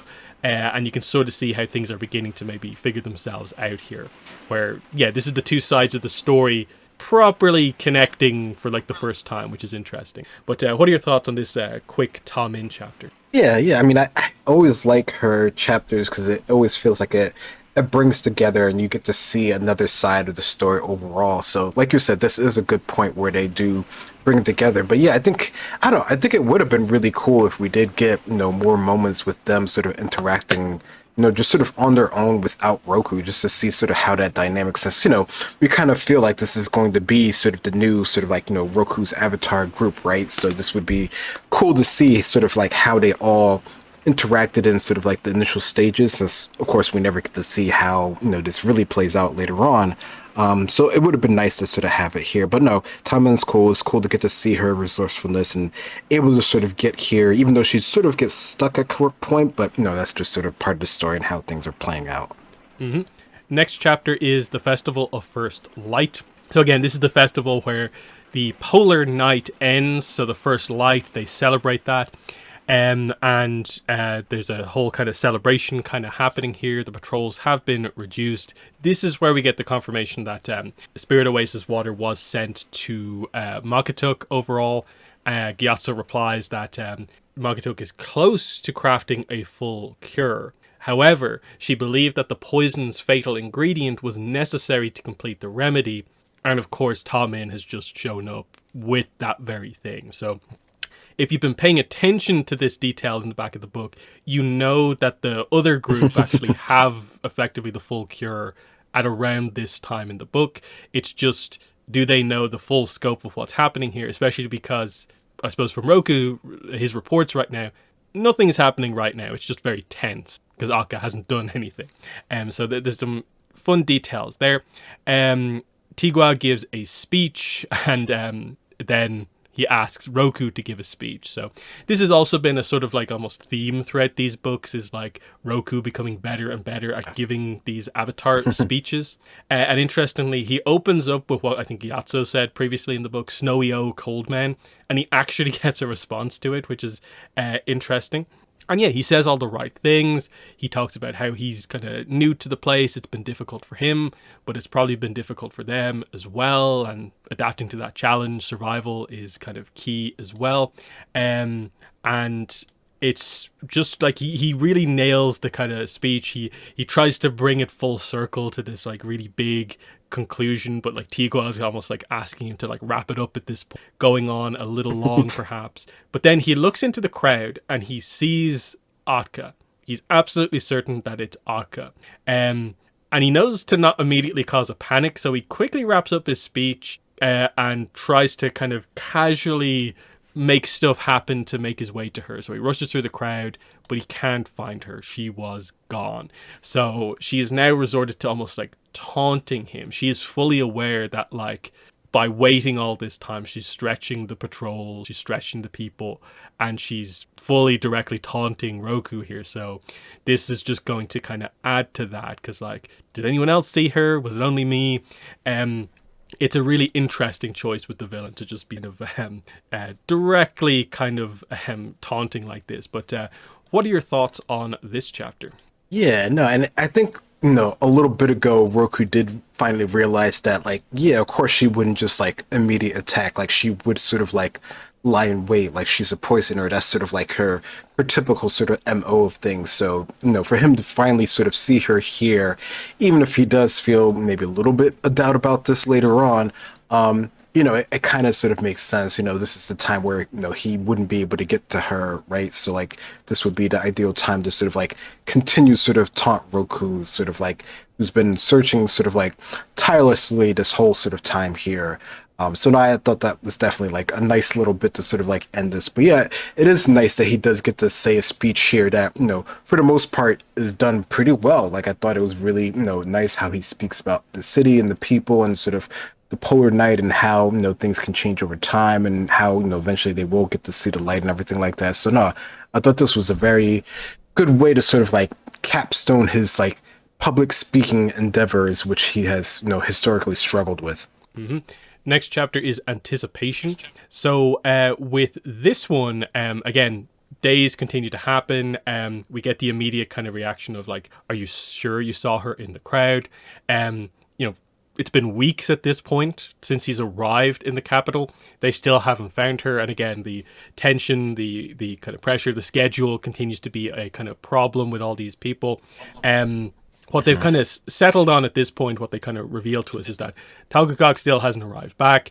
Roku's squad all carries a firework that they'll shoot off if they do spot her. So we go through the days of the festival here. It all seems to pass without incident. And then they go up for the final part of the festival. They make their way to the top of the eastern cliffs for the moment where the first light properly kind of arrives. An interesting detail here is that Tigua's nowhere to be seen. Like he suddenly like disappears and they only kind of realize it kind of a little bit later on. But yeah, the light comes in, everyone begins to celebrate here. And it seems like, oh, she's not attacking at the exact moment. Nothing had happened. And then, boom, someone had found Atka, a firework goes off, and we burst into action, basically. But it's an interesting one, because this chapter doesn't, like, overly allude to anything being wrong. And you almost have to, like, retroactively realize that, like, oh, yeah, they didn't really... Why wasn't Tigua there at the big final point of the... kind of the ceremony? They didn't focus on that like at all. But what are your thoughts on this one? Yeah, the idea that he wasn't there is like your sort of key, your sort of clue that something is sort of amiss, because otherwise it feels like it's a nice way to sort of capstone the festival, right? Like everyone's there together, they're enjoying the being able to see the light and everything. But yeah, at that sort of moment, nothing overly flashy or anything big happens, which again, it kind of makes sense. Like, it's not like they're doing like a bomb or anything like that. Like they're sort of doing things subtly behind the scenes, right? So it would be the thing that's missing that's going to be the most sort of like impactful, at least in that sort of moment there. So it takes Roku a little bit to sort of get that. And, luckily he does have the team that does eventually sort of alert him, even if it might not be where he expected it to be. Mm-hmm. Next chapter is Arctic Wolves all over again. And Roku, in a full panic, makes his way to the palace. This is where he realizes he hadn't seen Chief Tigua or any of the advisors at the cliff tops. So he has a dread that it's already too late. And this is confirmed. He heads inside and he sees that they're all there dead. This has happened obviously like quite a while ago, as in they've been just fully poisoned, been through the whole process, and are now dead. Whereas the people who are actually active under the effects of the poison are actually Roku's waterbender team. So they're the enemies that he's going to have to go up against here. So we end up with this situation, like referring to the chapter title, is that in that case he was surrounded by Arctic wolves. In this case, he's surrounded by, I think it's like 5 or 6 waterbenders, and they're obviously like master waterbenders. But of course, he's on his own this time, and it's just a crazy situation of like, how is he going to get out of this one? This is Atka's plan. She's convinced that this should be enough to take out Roku, 6 master waterbenders, and she's already taken her revenge. She's already killed off Tigua and the advisors, and it's like, that was sudden and kind of brutal, but it speaks to how kind of talented she is. But shocking, surprising chapter, but what are your thoughts on it? Yeah, no, it definitely is shocking and sort of, really sets up how sort of, I guess, proficient Akka is in her sort of poisoning and everything, because this was done with almost sort of like no fanfare, and him sort of being trapped in the situation was more sort of like almost like the secondary doing of, her actual plan here. It's a very short chapter. I mean, it almost makes you wonder why it has to be on its own, but I do like the title, and it does definitely sort of puts a lot of sort of emphasis on sort of the dire straits that Roku is in now. Mm-hmm. We then cut to an Atka chapter kind of explaining, in a way, what we just saw. And she's watching. She's just kind of perched into this little place just above the waterfall in the kind of throne room, basically, watching it all happen. Her patience had paid off. Nearly everything had gone according to plan. She acknowledges he had come closer to stopping her than she would have liked. She didn't know how he got out of the kind of situation that she left him in before. But yeah, she had remained underground for weeks after she'd reached the capital, and it lulled the chief and everyone else into complacence. Dressed as a servant, she easily managed to slip a bit of the undiluted poison into the Spirit Oasis tea that it was tradition for the chief and his advisors to drink before the sunrise. Gleefully, she watched as the poison took hold, as their eyes widened in terror, then began to dart about madly as they tore into their guards and each other. After the poison ran its course and they began choking out their final breaths, she dragged them over to the dais and tossed them into their chairs. The last thing they saw before they died was Atka standing below, exactly as she had the day they denied her request for the Northern Pox remedy to save her village. Except this time she wasn't begging, she was grinning. That was revenge. Justice was on its way. So that's how she kind of made it happen. She just analyzed from a distance what was going on here and saw that, oh, they do this kind of ceremony every morning, poison that specific drink, and I have them. I just had to wait for the security to be lax in the middle of all of this, and during the day of the big ceremony was the way that ended up planning out. It's a nice scene. I think it would have been interesting if in one of the flashback scenes we had maybe gotten to see the exact dialogue, the scene of her being refused and how exactly it went down, and maybe compare that to the scene of him dying basically in front of her as it happened. I just think it's an interesting choice to kind of tell it in retrospect here, just like she recaps basically what just happened, rather than this. For her, this is the big moment. Like, should you not be showing that to us like straight away? Seeing what Tigua was like, as he died. But it's still, I think the overall effect comes across. I just think there was a way they could have made it stronger overall in the book, more detail. But what are your thoughts on this as the explanation of what just happened? Yeah, no, I think, for the most part for me, I think it works pretty well. I think, the idea that this was all done and all sort of set up based off of what, she experienced before, I think that comes across pretty clearly. At the end of the day, I think if we wanted to sort of like maybe characterize Tiagua sort of like a little bit more in terms of like maybe how mean or bad or whatever he's seen before compared to how Roku sees him now, I think that would have been nice to sort of see that, maybe to sort of like, more like unjustify Akka's sort of, revenge here, or more justify it depending on, how they sort of wanted to take it. But I think, it comes across pretty clearly that this was a big moment for her and her character, and this is what she's been sort of building up to, throughout the whole book that we've been, around her. Mm-hmm. And then in the second half of this chapter, she's just waiting basically for the waterbenders to take out Roku. But then she realizes, like, wait, he's at like a massive disadvantage, but like he hasn't been hit even once. Then he actually does get hit, and she's like, yes, this is the big time. But he just gets back up and like fights them again, and then proceeds to do this kind of impressive like finishing move where he's able to actually trap all of the waterbenders kind of in ice basically. So he wins this kind of fight against the odds, and she makes this kind of move of like, well, guess I have to get involved myself. She had killed those who were directly responsible for dooming her village, and by now Agnikela must already be descending into chaos outside the palace walls. She hadn't yet sent the recipe for the poison to Minister Huaji, but oh well, the Northern Water Tribe had been her true target all along. Making the deal with the minister in exchange for access to the Lombok mineral had merely been the mean. She makes her decision. There was nothing left to do but stop the Avatar from somehow saving the city. Justice must prevail. And she takes a vial of undiluted poison out from her pocket and drinks it herself. So she's basically empowering herself here to try to fight against Roku here.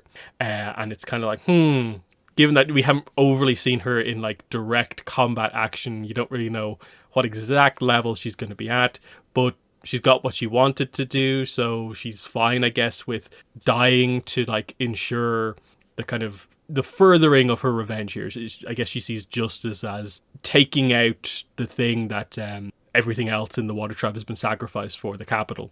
But what are your thoughts on the second half of this chapter as she realizes she's underestimated Roku kind of this whole time? Yeah. I mean, I think, it's cool to see that Roku is, he's progressed enough in his, abilities enough here that he's able to sort of fend off, multiple waterbenders who are sort of enhanced, aggressively against him.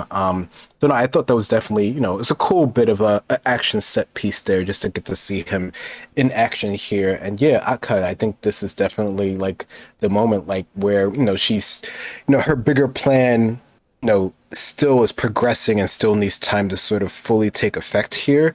So I could see why, in this case they would sort of like go sort of like, the sort of suicide route here and sort of, think that they can sort of, survive the day, or not survive the day, but in order to have their plan survive and sort of the combat sort of Roku directly, which I don't know, in hindsight, it seems like, trying to go against the Avatar, even if they're not fully realized, seems almost like a fool's sort of errand, but no, that wasn't really their whole idea for this wasn't necessarily for everything to sort of work out perfectly. Mm-hmm. Next chapter is the Executioner's Blade, and so this is effectively the conflict between Roku and Atka. They properly talk to each other here, but this is also the chapter where Roku basically defeats Atka, at least kind of one-on-one. We still have to deal with the poison, of course. So yeah, she steps out. She's about to confront him, of course, and it ends here. She then, this has been kind of, I think, needed for a while, like explaining specifically to him why she's doing all of this. And she opens up with, Agnikela is a grand city, isn't it? Gives a bit of a history lesson, which is quite interesting. It was founded centuries ago, of course, but for most of its history, it was little more than a glorified backwater shipping outpost, a place for hunters to trade their furs or meat or slurp down a bowl of kelp noodles, for zealots to gather around their little spirit oasis, for waterbenders or water healers to train, for the tribal leaders to convene and engage in endless debate. It's only in the last few decades that its population truly exploded. Thanks in large part to the great Chief Tigwa and his father before him. So the expansion of Agnikela has been a very like Roku era thing to happen, or like right at the end of the previous era. But also I think that's relatively like new history as well, of like kind of highlighting that actually like Agnikela is not a huge capital in even relatively recent eras. So like Agnikela, as we saw it in like the Yang Chen novels, wasn't even like, the implication from this is that like it's not like a huge capital compared to how it is now, which is just interesting to consider. Like they seem to be setting up some of the deeper Water Tribe history in the background. I think we seem to know that there's probably some projects coming up that will delve into this a little bit more. So getting bits of the details here is actually quite interesting. But what are your thoughts on this kind of history lesson on the capital? Yeah, no, I think like you said there, like this, I don't know, it's interesting to get, more context on this city because, we see it in, Aang's era and it feels pretty grand and impressive, right? Like this seems like, oh yeah, they've been around for like a while, right? Like they've, have things established. They already have sort of like this structured and this hierarchy and, how, their society works and everything like that. And they have rules and stuff like that.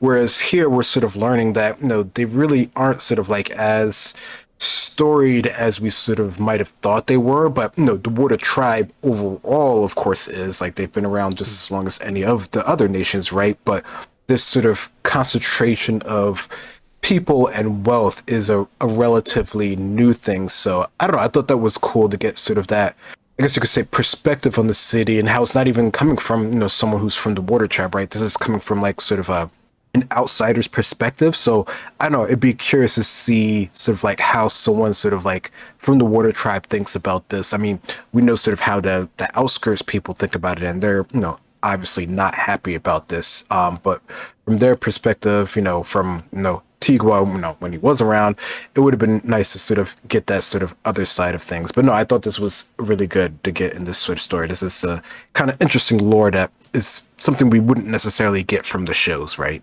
Yeah, because this is also interesting because it kind of feels like they're leaning more and more into wanting to like allude to the idea that like pre-Four Nations is not like as long ago as you think it is. That the eras are a kind of a decent bit more different than you might think, which I think is a trap that certain Avatar fans kind of do fall into, like wanting them all the eras to almost be exactly the same. But like the idea, like we're going into a very different era with Seven Havens, that if we do go back into the past for specific avatars, things might be very different. It's always interesting to kind of find that out. That like 4,000 years ago is pre-Four Nations, and that's interesting to think about because it's like, oh, which nation wasn't properly established at that point in time? Was it the Fire Nation because of the whole Fire Island situation?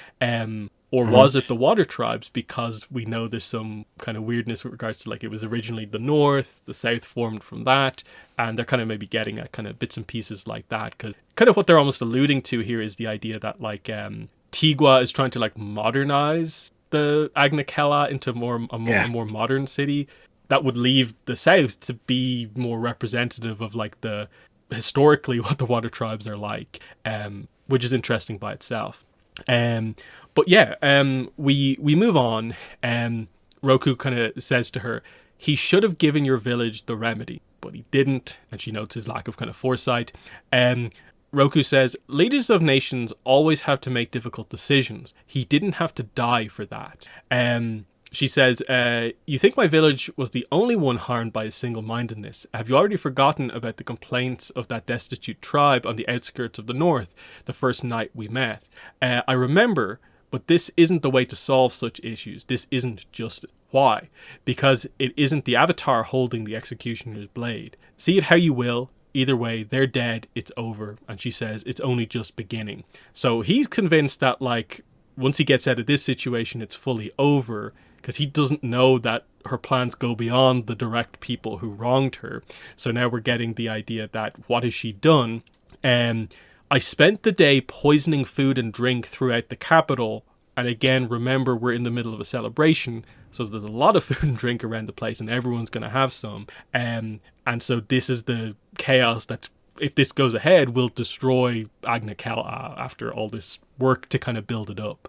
And for her, and again, they're fully connecting the book together at this point, is that the reason she wants more than just the people is because Tigua kind of made the decision in focusing on the capital. So she wants to also take out the capital, alluding to like the complaints of like the other people.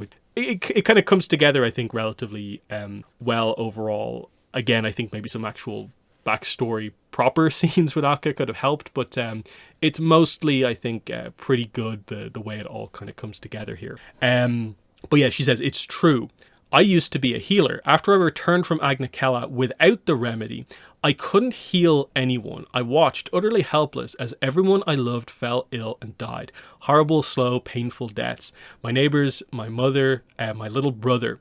This is where Roku notices that she's poisoned herself. For some reason, despite tending to the ill all day, every day, I was spared from the sickness. I was the sole survivor. A single fish that slipped through the net and then turned around and found itself in an empty sea.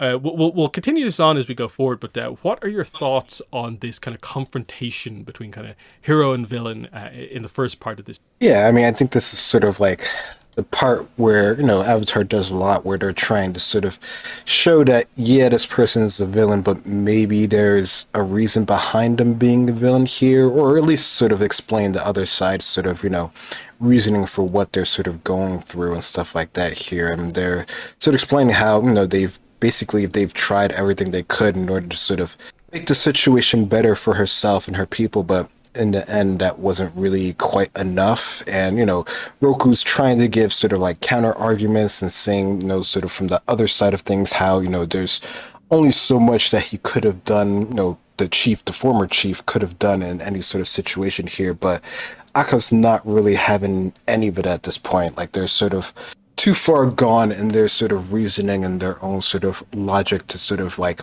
consider anything. And Roku's slowly sort of understanding that this isn't really going to make sort of any progress with what he hopes to get out of this sort of conversation.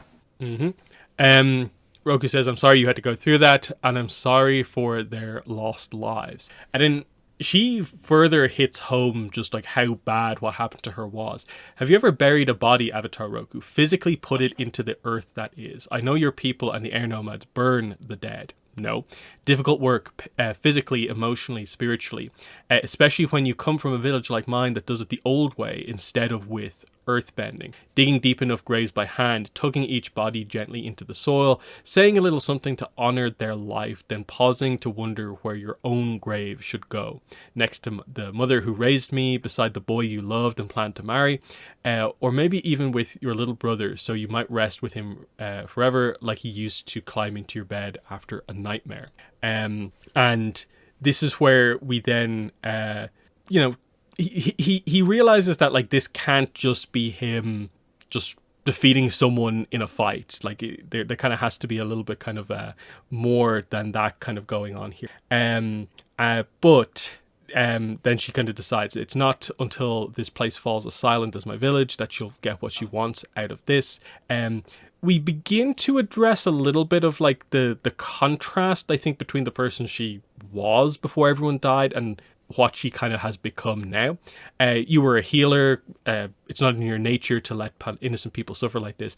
I was a healer, but when everything is taken from you, you become something new. This is the point where I would have liked a flashback to kind of show that transformation, like see what exactly she does. Like she finishes burying everyone. What does she do immediately after this? And what is that transformation? I think that would have been kind of the final piece to kind of fully bring the character together. Like you get the idea, but this is where I think details would have been like quite interesting. But what are your thoughts on what they talk about in this kind of middle section? Yeah, I mean, idea of her sort of becoming essentially a sort of like, heartless sort of villain. I think, you can sort of, understand it, up until this sort of point here, at least to some degree with her having to sort of basically see everything that she's known sort of gone to the wayside here. And that's sort of her justification, at least, for doing it towards this city here. So it's everything that's sort of the chief sort of held dear sort of being lying and sort of like ruined, right? So that's that's where she's coming to at this point in time here, and that's sort of what's a tipping point for her. And I don't know, I wonder if it was sort of such a shock moment that it was just sort of like a switch, or if it was more of a sort of progressive thing over time. I think I definitely could see it as something that would happen sort of over time as everyone sort of fades away from you. And I don't know, it definitely would have been something to sort of see how they would have like sort of like illustrated that. But I don't know, I could also see that being maybe a bit too sort of like out of the scope of another area where they're trying to sort of focus on sort of her character, her backstory. But I don't know, more context is always usually appreciated most of the time. Um, she she begins to suffer a little bit from the poison. This is where Roku decides to make his move, tries to send her flying with airbending, and this kind of starts the fight. You see, initially he's maybe a little bit hesitant because he doesn't want this to end in the same way that things ended with Ulo, where he just kills her. Like, he gets the idea that maybe he is powerful enough if he just went all out to just kill her if he wanted to, but he doesn't want to do that. We see that her earthbending kind of now empowered is she's making a lot of spikes kind of come up out of the floor. The sort of like I suppose the speed, the consistency of that is kind of what they're kind of seemingly highlighting is the empowerment kind of aspect here. She's very easily able to just bring up these walls, bring up these spikes, and push Roku kind of backwards overall. So he mostly stays on the defensive. She's opening up a lot of the floor with the earth bending. And then he uses his bending to sort of make her fall into her own like crevice that she opens, and then he kind of slams it shut. He kind of locks her in place with water bending. So he does manage to deal with her fairly comfortably here, with the idea, I suppose, in the end being that her bending was maybe a little bit too focused on kind of stealth kind of aspects, that she didn't really have the one-on-one fighting prowess to stand up against Roku. But he kind of just leaves her there and then heads out into the city, which he's just been told is going to be chaos because of the poison in all of the food. What's he actually going to do? Because he doesn't know specifically what's happening in the rest of the story. It's an interesting one because it is not a particularly, I suppose you'd say, impressive fight, but it does make sense for Otka to not be like that amazing in like a specific one-on-one situation. But what are your thoughts on this confrontation? Yeah. I mean, considering we just saw him take down, like, multiple waterbenders who were also enhanced, who were presumably actually masters as well. Him having a one-on-one with an earthbender who's sort of like out of the element and has been focused primarily on stealth when they have caught Roku before. No, the fight being over, relatively quickly here, isn't too sort of surprising. Like, her bending, like you're saying there, it's not sort of like as versatile as sort of like when he was fighting Gyatso, right? Like, it's not that sort of thing where Gyatso can just sort of like bring wind and air out of nowhere, right? So there is, limited that Atka can do in this situation. And even from like sort of the initial sort of like melee blow that Roku does, where he thinks that maybe he did a little bit too much power, like that probably played into it as well in terms of like throwing Akka sort of like off, even if she is sort of enhanced and stuff like that. So yeah, no, it being over pretty quick. It wasn't really, it wasn't really going to be sort of a big fight like what we've seen in the past with sort of like other benders versus avatars and stuff like that. Like that, that doesn't really feel like that's sort of the point of this battle, and this story overall is a bit sort of different than that. Yeah, and the big point is also just that like Roku's really good. We see that like he doubts himself, so you almost like assume that like he's maybe not meant to be presented as like the best bender. But they did say with like firebending, he was like second behind only Sozin. So like he's a super notable like skilled firebender, and that typically works out where like that's going to apply to the other elements as well. But yeah, we continue on. Next chapter is a raging river. So when he heads outside, yeah, there's screams all over the place, people running. There's complete chaos. No one knows what to do because there's a mix of, I suppose, people at different stages of the poisoning, rampaging against each other. And he's just been through a bunch of different fights at this point. He doesn't really know what to do. Some of the waterbenders who haven't been affected kind of step in to kind of help him out. And he's just kind of running around the place. A polar bear dog attacks him. But we build basically to just this moment of like, okay, he's got a little bit of support, but they're still against the odds, to all of a sudden this kind of cloud of kind of something begins to come down and affect things. The polar bear dog gets affected by it. And has it died? No, it's alive, but it's in a sleep. Has it been cured? And we find out that what this is the arrival of the other team. It's Gyatso, Makatuk, and also Ta Min. They've arrived, and Roku initially is like not sure, do they have a cure or is it just like a fast acting sedative? Either would be helpful, but it is actually a cure, as we'll find out. And Roku's just very confused, especially because why on earth is Tom in here based on the last thing he heard about her. But that's how this chapter comes to an end. So we're wrapping things up quite quickly here, but the work had been done already in the book. Like, you knew the cure was there in the background. It was just, did they know that this was the right time to come in and make it happen? But what are your thoughts on this chapter? Yeah, no, I thought this was a nice way to sort of basically wrap up how they're sort of going to sort of like save the day. Because it definitely does come out, pretty dire in the beginning here with, sort of the chaos in the city and, him, sort of trying to do things on his own and then finally realizing again that, he doesn't necessarily have to do it all on his own. So, I like these little like realizations that he's had, through these last couple chapters and stuff like this. And this, I think it's really nice to sort of see that like, oh no, things do look kind of dire, but then, another instance happens where, his friends are back and they're actually able to sort of come in and help him sort of save the day as well. So no, I thought this was a nice way to sort of, even if it is, quick, how is actually going to sort of like, survive everything that's been going on. Mm-hmm. Next chapter is A Fire's Final Flames. So we get the reunion of a lot of the characters here. It's immediately Roku and Tom in, and Gyatso's like, nice to see you too. There's a bit of a joke here about, where did you come from? Jail? And he's like, wait, what happened? Magatuk confirms it is a remedy. It's a permanent remedy. And basically we go about distributing it about the place. So Roku takes the remedy and they go back to the waterbenders, his squad. They cure them. They do highlight that, they've been in ice for a while, so some of them have a bit of frostbite, but they're going to be okay given what could have happened. I guess the idea is like Akka also gets the poison, so she's not going to just die and be kind of killed by that. So they get around that situation there. And then we finally get a chance to reflect on how did this all happen. Makatuk is like, your girlfriend, she showed up in Karuk's Point with this strange rock. We realized it was the same substance as the primary ingredient in Akka's poison. And more jokes about Tamin's kind of crazy situation. She tried to assassinate an Amashu official. We'll explain it later.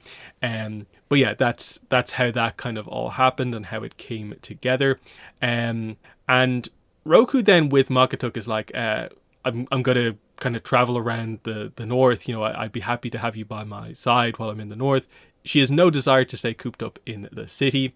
But he would like to kind of travel with her on occasion when he does kind of go on his trips to the outskirts, because he doesn't want to just be laser focused on Aitakela like Tigua was. So she kind of seems to agree with that. You want to drag me along as your waterbending master? No, as my friend. I'd like that. Though your waterbending still needs a lot of work. So kind of fun moment there, kind of highlighting that Makatuk, even though she wasn't maybe like originally back in like ATLA era part of Roku's story, she will still be important to him in terms of spiritual kind of matters, a connection to the non-Agnakela sections of the tribe as well. A nice kind of mostly resolution to Makita is his kind of initial teacher, and then Taukakak will come in and make him a master because he's like the best combat waterbender in the tribe. What are your thoughts on this kind of wrap up to the kind of poison plot thread here? Yeah, no, I think this works pretty well. I think, getting in, a couple jokes about the situation and sort of how it led up into this moment feels very sort of Avatar-like in the way that they sort of set up those, those jokes and stuff like that. So no, I thought this was really good idea on how basically to sort of say, things sort of just sort of like fell into place, right? Like, Tamin came and just happened to have this sort of material that we were already sort of like trying to figure out, and that sort of led them to this sort of development. And, they're actually able to sort of save the people that we thought they might not have been able to save, which, we've seen how this, worked out before when they had to deal with sort of the wolves before in terms of, after they sort of immobilized them, right? So, no, I thought this was a good way to sort of, basically capstone everything. Mm-hmm. Next chapter is Pieced Together. So we're kind of wrapping things up even more. We Ta Ming kind of reveals the truth. She's expecting it to be this kind of devastating reveal to Roku. I've been spying for Prince Sozin, and he just has this look of relief, and he's like, "Oh, sorry. Every nation spies on the others. It's just that I thought you were going to tell me something else." Overall, so her whole thing that she's been worried about for a while ended up being completely nothing, because he's used to it, having had at least some experience interacting with world leaders. Point. So that's that whole situation here. They connect the dots on who Atka is in relation to the whole Minister Hwaji plot, the side of the story that Ta Min has. Gyatso informs us that, oh yes, you made the poison using the mineral that the Western Kingdom Trading Company had been looking for on Lombok Island. Where did she get it from? Minister Hwaji. Where did he get it from? And this is where they guess. Someone must have smuggled it off the island. His supplier must be someone from the Fire Nation, and we'll get to this in the final chapters. But there's just speculation about this kind of overall. So there's a bit of a discussion here about, like, how did you end up in prison? Sozin was going to let it happen, so Ta Min's opinion of Sozin has come quite down, and she tries to get that across to him. He says there must have been a good reason. He was probably planning to tell the Queen himself. You know how Sozin likes to be the hero. We know that, of course, wasn't his plan at all. And yeah, Roku's just like, okay, I'll inform Queen Guozun of what happened, and I'll clear your name. And that's all kind of fantastic. He tells them everything that he's been up to that they don't know about, and he realizes, like, this crazy sequence of events that kind of happened here, that, like, all these decisions that he maybe initially didn't agree with, if they hadn't happened, this would have been a complete disaster. Like, all these things that the characters maybe initially didn't actually want to do ended up sort of saving the day overall, and that there's a mix of things that he was correct about and wrong about that kind of ended up working out perfectly. I think it's a somewhat fitting kind of summation of, like, his arc in these two books of, like, doubting himself, is that it worked out. You were right about enough things overall. But what are your thoughts on the first kind of stage of kind of clearing some of this stuff, bringing some of the more intricate plot points together here? Yeah, no, I think for the most part, I'm okay with how they sort of, describe the different sort of situations with Ta Min sort of just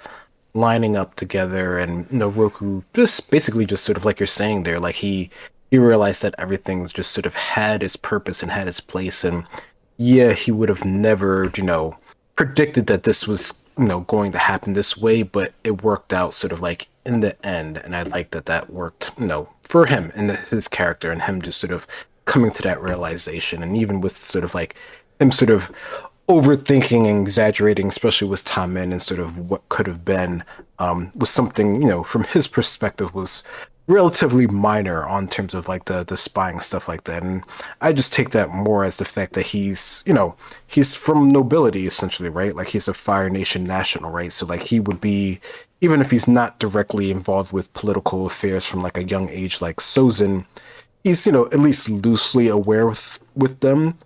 He seems a bit sort of too kind to be sort of on the ruthless side of things, which is probably what makes him a good avatar and stuff like that.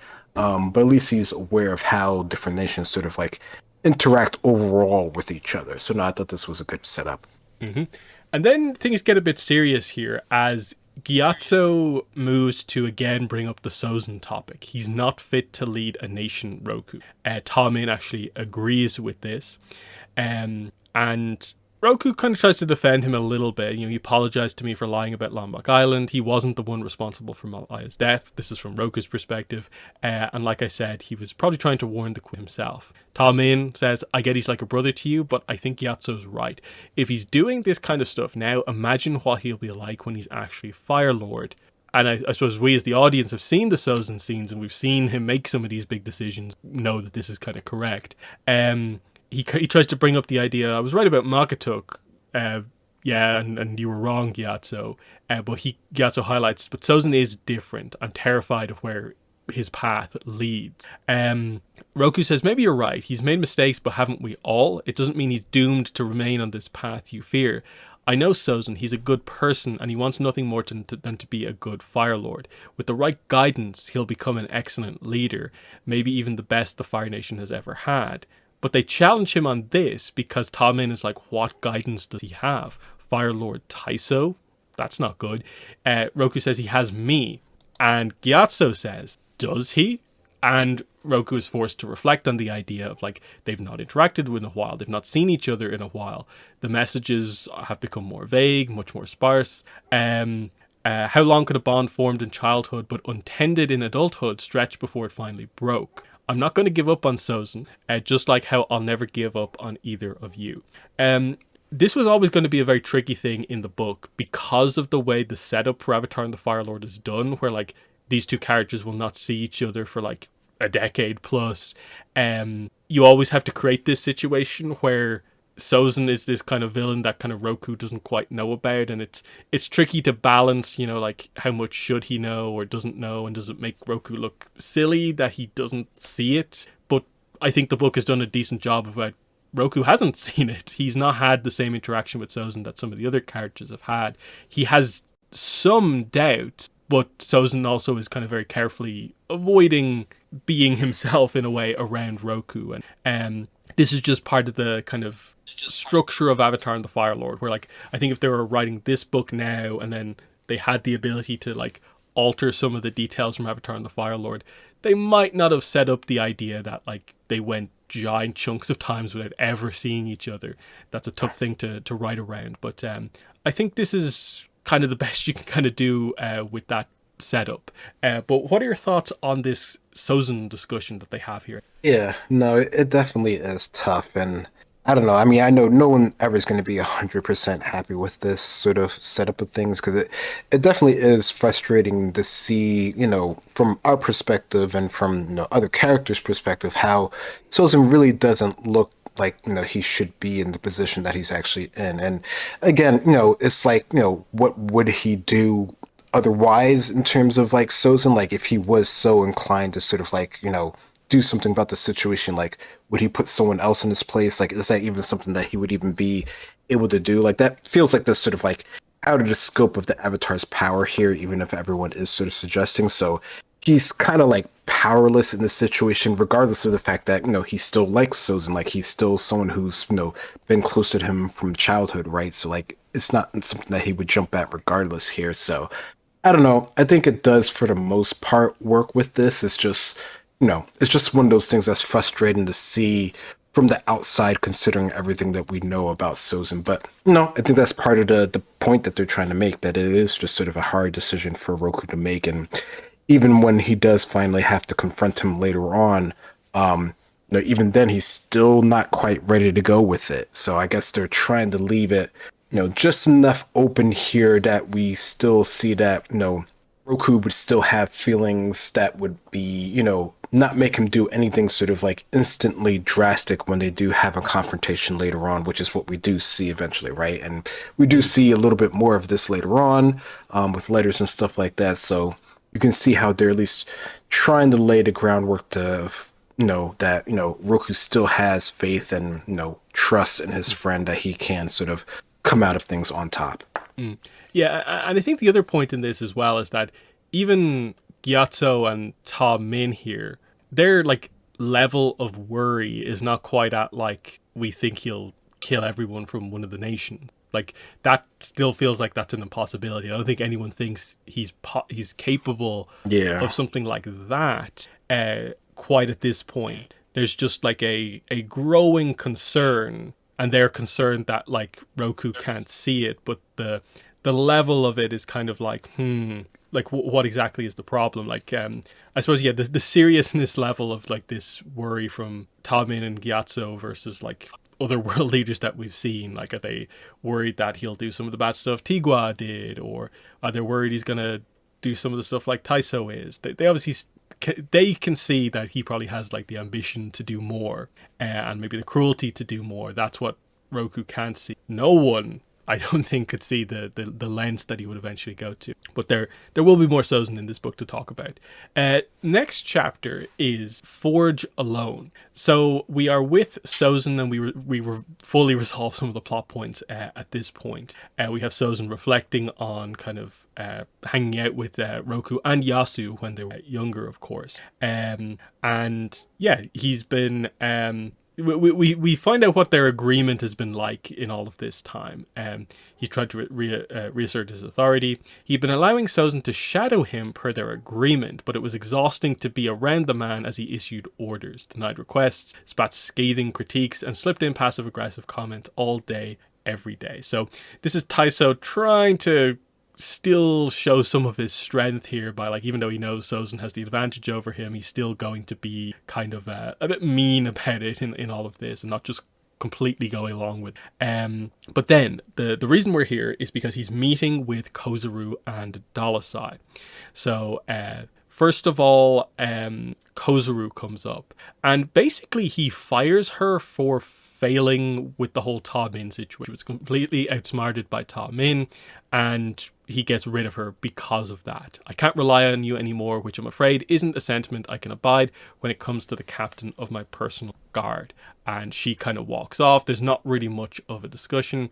I no longer require your services. You are dismissed, Kozuru. Dalasai then comes up, and she's obviously seen what's just happened here. You're just going to toss us aside like used handkerchiefs.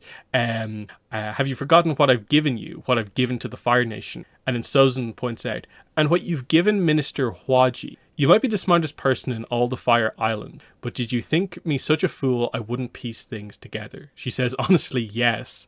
He says, it wasn't difficult. You're the only one with access, and I foolishly sent you to Amashu several times over the last few years. The only thing I can't figure out is why you gave Minister Huaji the Lombok material. What made it worth betraying your nation, your people, and me? Her answer is knowledge. This is how she figured out to use it as a flux, which again is kind of ultimately the main reason this is in the story, is that this is where I guess the Fire Nation strong navy effectively comes from, is they used this to improve their technology on their kind of ships and technology, and that's going to be the big boost that they get out of it versus anything else that it does. She needed the Earthbender geologists to, get this information overall. So what's going to happen to these two now that they've been fired effectively by Sozin? Dalasai figures it out. Let me guess, when I reach the city, I'll find Kozuru in custody with a cadre of guards waiting to arrest me as well. And then what? A prison on some remote island? And he just says, yep. Like I said, smartest person in all the Fire Island. She gets out of her rope dart, prepared to kill Sozin. I could kill you, you'd die trying. She says she could run away, for a time maybe, but nobody escapes their fate. And she just says, it's not right using people like this and then discarding them like they're nothing. And he just says, this is what serves the nation's best interest. And he says that his own interests are the nation's interest, basically. And so, yeah, this is him disposing of basically his own team. And I think one of the things that this is really trying to get across is that this is Sozin discarding his other potential friends, that Roku is his only and last friend, and there's been this shift that has happened that means that he can't ever have basically any other friends, and that's a big thing that's kind of happening in the book at this point in time.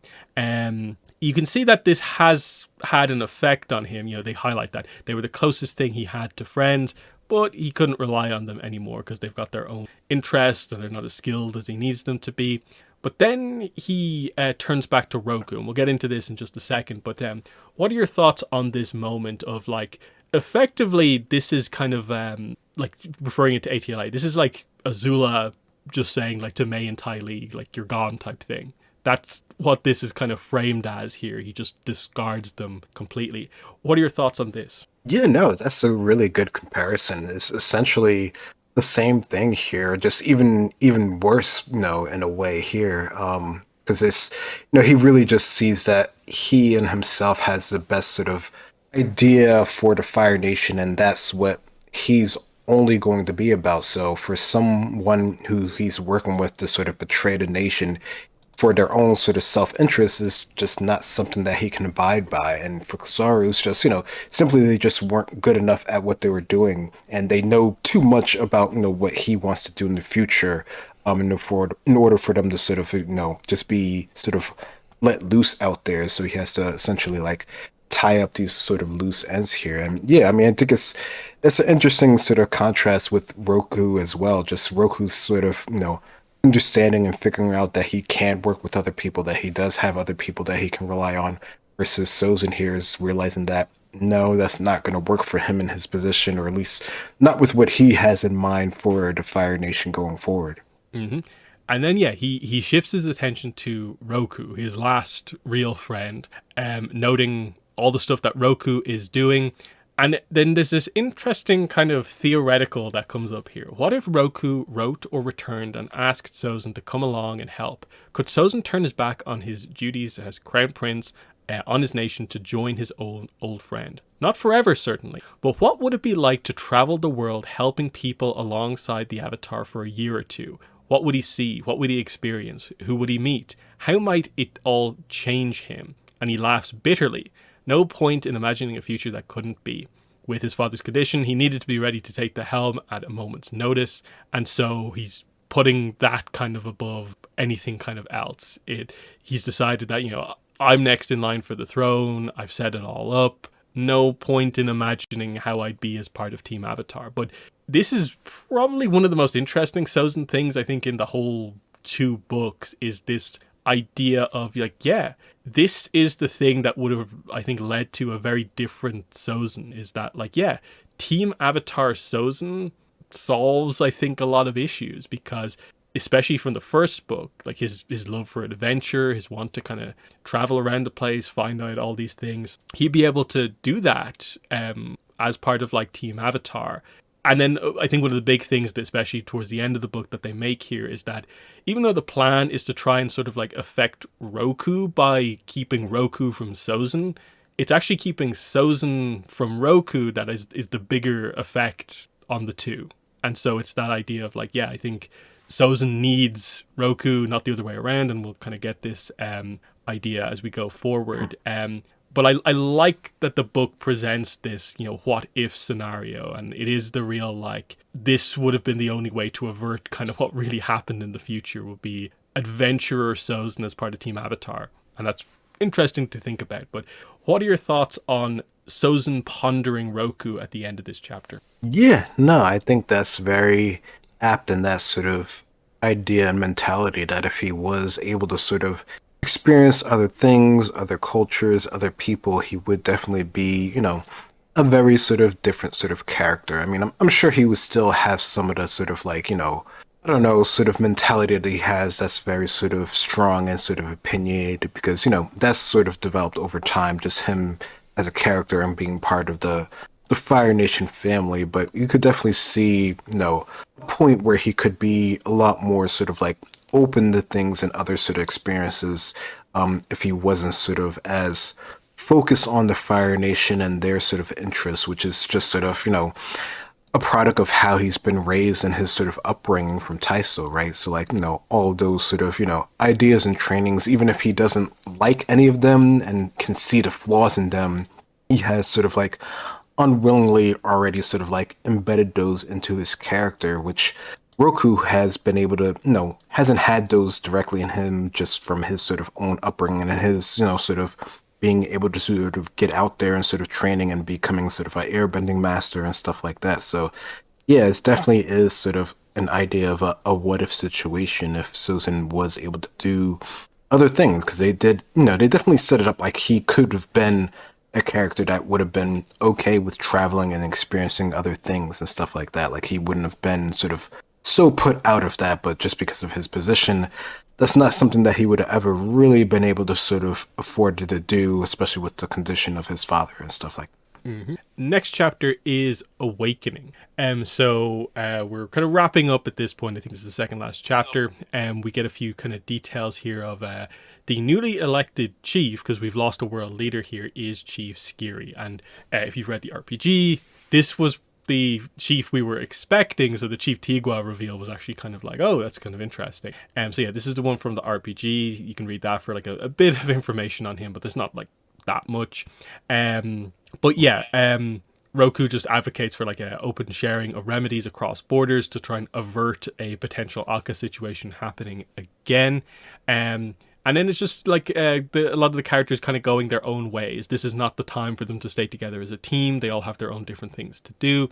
So Tamin and Roku kind of say goodbye to each other kind of at this point. You could study the Water Tribe here. I'll return someday. For now, my instincts are telling me Omashu is where she still needs to be. So she's going to still be that kind of diplomat, kind of political position, which is interesting to consider going forward. She needs to, deliver Roku's message to Queen Guozun, and just fix some of that stuff out there, and kind of reveal some of that kind of plot. Like, we solved the potential impact on Omashu by defeating Akka, but there was still a plot to make a lot of bad stuff happen that she kind of needs to, I guess, like sort out in that sort of a way. So yeah, she won't be doing this for Sozin anymore. She's doing it for the sake of peace. And they kind of almost are alluding to almost the idea of like, might in the future she be like the Avatar's diplomat. She'll be that would be her role on Team Avatar type thing. But yeah, that's that situation. We also did get the brief mention in the background that they were going to debate about what to do with Akka, though they don't actually say specifically what the kind of plan really is for her overall. But what are your thoughts on the kind of Tamin Roku kind of scene here? No, I thought this was cool. I think, this feels like it fits what Tommen sort of wants to do, but she wants to do it for like all the right reasons rather than just for the self-interest of sort of the Fire Nation. And basically, like you said, it basically feels like she's just being sort of like the diplomat for the Avatar, or just another person that can sort of go around and sort of help the situation of what are the major issues in the world, right? So I like this for her character. The fact that she can do this sort of like on her own sort of, rules without having any sort of like higher oversight, feels sort of like on point for what she's always wanted to do. Mm-hmm. We addressed a few things here just before they properly say goodbye to each other. There's an interesting point about the Water Tribe's focus on repair instead of punishment is fascinating. Maybe speaking to how Akka might be kind of punished or used as we go forward. There's another Tagukag mention. I ran into him the other day rebuilding the Eastern Wall. Very suspicious guy. Said he'd never train a Fire National, let alone trust one. And again, if you read the RPG, you get like a bit of a sense for like why he is like that. He was betrayed by the Fire Nation in his past, and that's why he's just suspicious of everyone, like Roku. But yeah, he explains to Tommen he's going to travel the outskirts with Makatuk. They then kind of flirt back and forth a little bit. They're about to kiss. Gyatso arrives, kind of almost spoiling it, but he backs up a bit, and they do actually kind of kiss. So this has been built up to from like basically like the first Roku Tommen scene in the book. I think it's a relatively well done kind of romance overall, just because like you knew that they were always kind of like, they always liked each other. This is set up in like 306, like they just never quite talk to each other in that way. So this being the kind of conclusion of this, like, they get married in the future, I think this is relatively fine. It may be like a story to know, like whenever Roku finishes his training, when exactly does he meet up with her to like fully properly start their relationship or whatever. But this is a nice kind of resolution to this that you've been kind of waiting for most of the... But what are your thoughts on this kind of moment here? Finally, the romance kind of fulfilled. Yeah, no, I thought it was nice. I think it's been built up for so long.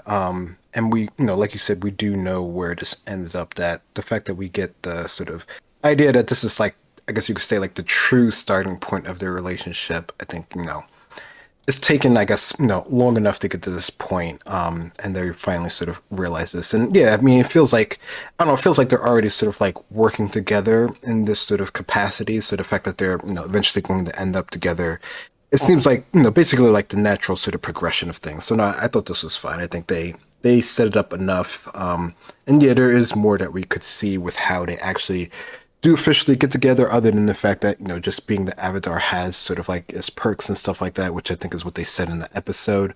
And I think you can see enough here that there was, a bit more to just him sort of being the Avatar. Yeah, I suppose you get the idea that they probably meet a lot of diplomat kind of event type things probably over the years, but that's that. Yeah. Then we get the Gyatso kind of goodbye scene. It's relatively short, but it's been built up to for like the whole book. Like that was the setup right at the very start of this book, was that they were meant to just kind of like be with each other for just a little bit and then move on. And we've kind of put a lot kind of on this. We kind of highlight the idea that Roku lost his actual brother you never thought he would know true brotherhood again, yet here is a new relationship that kind of feels much like that with Gyatso. Thank you, Gyatso, for helping, for your friendship, for everything. Flamio, Hotman, Flamio. Roku knew they would always belong to each other. So this trio, Roku, Gyatso, Tamin, they're highlighting as like the big trio here.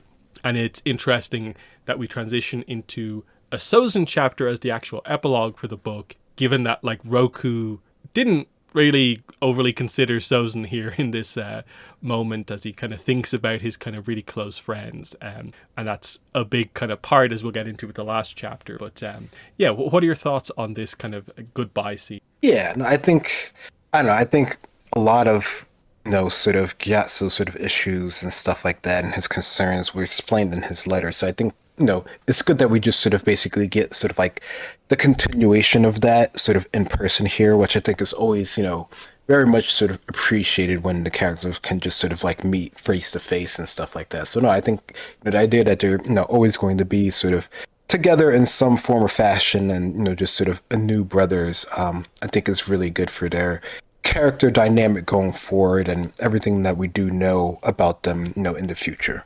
Mm-hmm. Then we go into the last chapter, epilogue, and it starts with a letter, and this is a Roku letter to Sozin that we'll find out Sozin basically isn't really reading, or at least not responding to.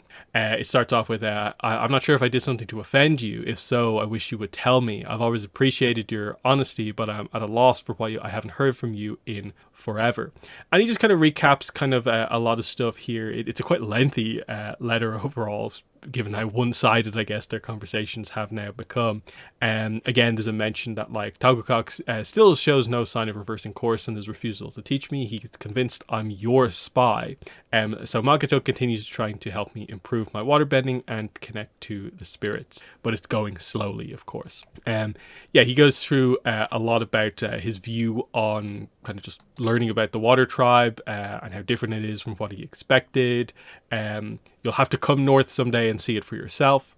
It reflects on how much he's grown. He's learned that it's our connections with each other that help keep us rooted in humanity.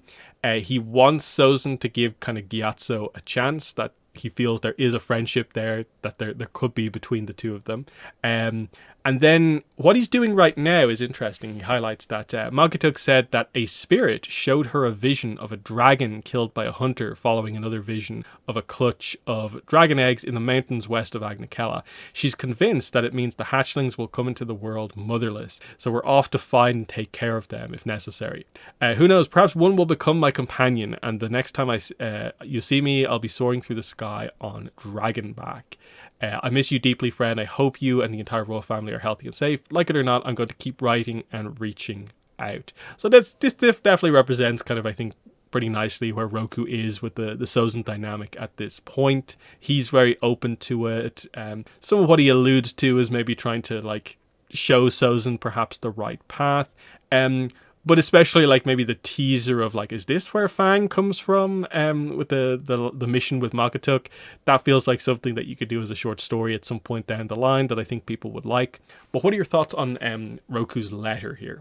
I like it. I think this feels very much like Roku trying to reach out and trying to sort of, I don't know, figure out what the issue is between the two of them, because they haven't really been discussing. And I don't know, it's unfortunate that he's trying to do this via letter, because I think that's very, it's very hard to communicate over distances, especially in this sort of era and this sort of time, sort of what the sort of issue is between the two of them, right? So I don't know, it feels very sort of like on brand for Roku in terms of trying to sort of figure out the problem, trying to make amends and trying to, get the best sort of resolution of things. But yeah, you can see that Sozin, definitely is thinking of a different mindset at this point. Mm-hmm. Yeah, Sozin just yawns, passes it over to Gyatso, who's actually standing right next to him. They are actually in the same room as each other. Gyatso is here to open the Fire and Air Center for Learning. So Gyatso reads it. The response is given, and so it's just like, yeah, it's just a blank parchment. I'm not properly going to respond to this. He asks, are you actually going to respond to what he actually wrote? No. And we again reflect on what we learned much earlier on in the book, is that he's going ahead with Taiso's advice. Keep a man guessing where he stands with you, and he'll do everything he can to gain your regard. So Gyatso kind of takes this and goes to leave, kind of deliver the message, basically. Gyatso tries maybe a more friendly approach, but it's clear that these two are just kind of never really going to get on. And then they get to having more of a serious conversation where they address kind of everything kind of going on. And this is what is said here. At Roku's request, I agreed to let you remain here to begin sharing some of the Air Nomad's teachings. What value he believes that will bring to the Fire Nation, I have no idea. If anything, I fear it will only make my people lazy and soft. That is, if you're even able to find any students. But no matter, I'm a man of my word. Here you are. Know that I have no interest in or need for a new friend. Interesting, given like the previous chapter. So Gyatso once again goes to leave, but then he returns to him and says this: I see you. Is that so? It is. And what do you see, little air nomad? A crutch. Something Roku needed for a time, but has since outgrown, yet is reluctant to discard. So very insightful. No wonder you were sent to bless us with your wisdom. I suppose you believe you're now the Avatar's closest friend. That's what he told me. And this actually kind of affects Sozin. Sozin's jaw tightened, every fire flared in its sconce. At his father's command, Sozin had distanced himself from Roku to make the Avatar feel insecure about their relationship and forever seek Sozin's approval. Sozin had known this would alter their relationship. Still, it stung. He settled down on the idea he doesn't need friends, he has an entire nation, and just says, so you say. Gyatso says, Roku believes there's good in you, Sozin. He believes you will find your way and be a great leader someday. I don't, but I've been wrong before, and I hope for the world's sake that I'm wrong again. Don't worry, you will be. Gyatso now finally goes to leave, but this time Sozin responds with his kind of closing statement. It was such a pleasure seeing you again after all these years. How's your friend from Lombok Island these days? Referring to Malaya, of course. Gyatso pauses, he's very tense. Oh, never mind, she's dead. And he just laughs as Gyatso actually leaves. He doesn't rise to the bait. And this is kind of where Sozin is placed right at the end of this book, as the book actually ends on the sort of like press release letter response to Roku that is just doesn't respond to any individual thing he said. It's even signed off with on behalf of the Crown Prince Sozin of the Fire Nation, and it's just words basically. Nothing particularly negative, particularly positive. Very neutral response. That's just there's nothing really there. But yeah, the thrust of the final chapter is definitely this kind of quite serious conversation between Gyatso and Sozin, where you see that Sozin is actually impacted by Gyatso properly being Roku's kind of new best friend, and the kind of pettiness of Sozin, like Gyatso kind of got one over on him, and the only thing he can respond with is like, the person I killed, basically. You cared about Malaya, didn't you? And that speaks to like the path he's going down. But what were your thoughts on this? Pretty big. We've built up to this for a while. Gyatso Sozin. Yeah. I mean, I don't know. I think it played out the way that we probably thought it would play out, where there's no real chance for them to reconcile anything between the two of them, because they both have too much history and too much issues between the two of them. And it's just unfortunate that Roku isn't really aware of it to understand, how tenuous their situation is with each other here. So yeah, I don't know. I think it's definitely, there's no way that they would be able to sort of really work with each other after everything that sort of happened in the past here. But I don't know, it definitely is something to see that, Sozin's sort of, path to where he eventually ends up isn't like completely linear, but there is, sort of, ideas behind it. And the fact that, he is still affected by sort of the new friendship that Roku has definitely shows, a bit more of maybe where some of Sozin's sort of hatred for the Air Nation in general might have come from, just from his own sort of personal experience in the past. So no, there's a lot there that you could sort of pick at going forward here. And, Gyasu's sort of being sort of stuck there in sort of the Fire Nation, at least for a bit of a time. It's just something to keep in mind, sort of how that, could have played out over time. Yeah, the big thing here is definitely the kind of crutch line Roku needed for a time, but has since outgrown. That's definitely true because we see the difference between the two of them. Like, Roku has friends, is capable of making new friends, wants new friends, and all these new experiences. Whereas Sozin is the one who's stuck in a situation where like he's never going to have another friend again. He can't bring himself almost to trust anyone that much. So it's the idea that like Yeah. you need Roku. Roku doesn't really need you anymore. And Gyatso has actually like got that completely correct in all of this. And yeah, all Sozin kind of has left here is just that he knows the path he's on. We know the path he's on. But interestingly, in terms of like the immediate future, he's going to be very wrong about the Fire and Air Center for Learning, which from the RPG will go on to actually grow into something big enough that it really affects kind of Sozin's rule. Like he has to. The implication is that he's going to step in and do something big. This is, of course, where Princess Zaysan is going to come more into the forefront. She actually is one of the people influenced by these air nomad ideals and will eventually step up to kind of have her go at sort of, in a way, like the birthright and going against Sozin. And we don't really know canonically what the end of Zaysan's arc is as such. The implication from everything is probably that Sozin plots her downfall and somehow has her killed or something like that. That's definitely one of the takeaways, given that we didn't know about Zaysan for all these years.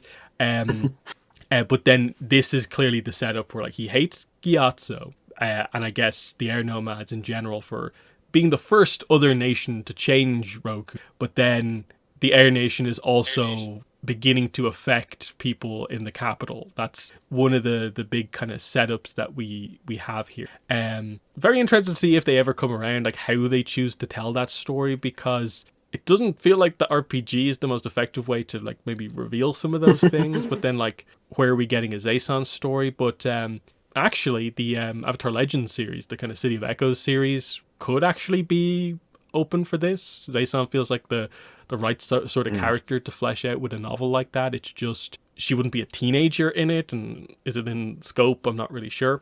But what are your thoughts on some of that stuff? Because clearly that's what they're playing with at the very end of this, is that this is the setup for the RPG material with like the guiding wind, the Zaysan's arranged marriage to like Chondro to kind of get one up over Sozin. Yeah, no, I don't know. It's this definitely, knowing that there's so much more out there about that, which I'm sure, generally a lot of people aren't really even aware of that.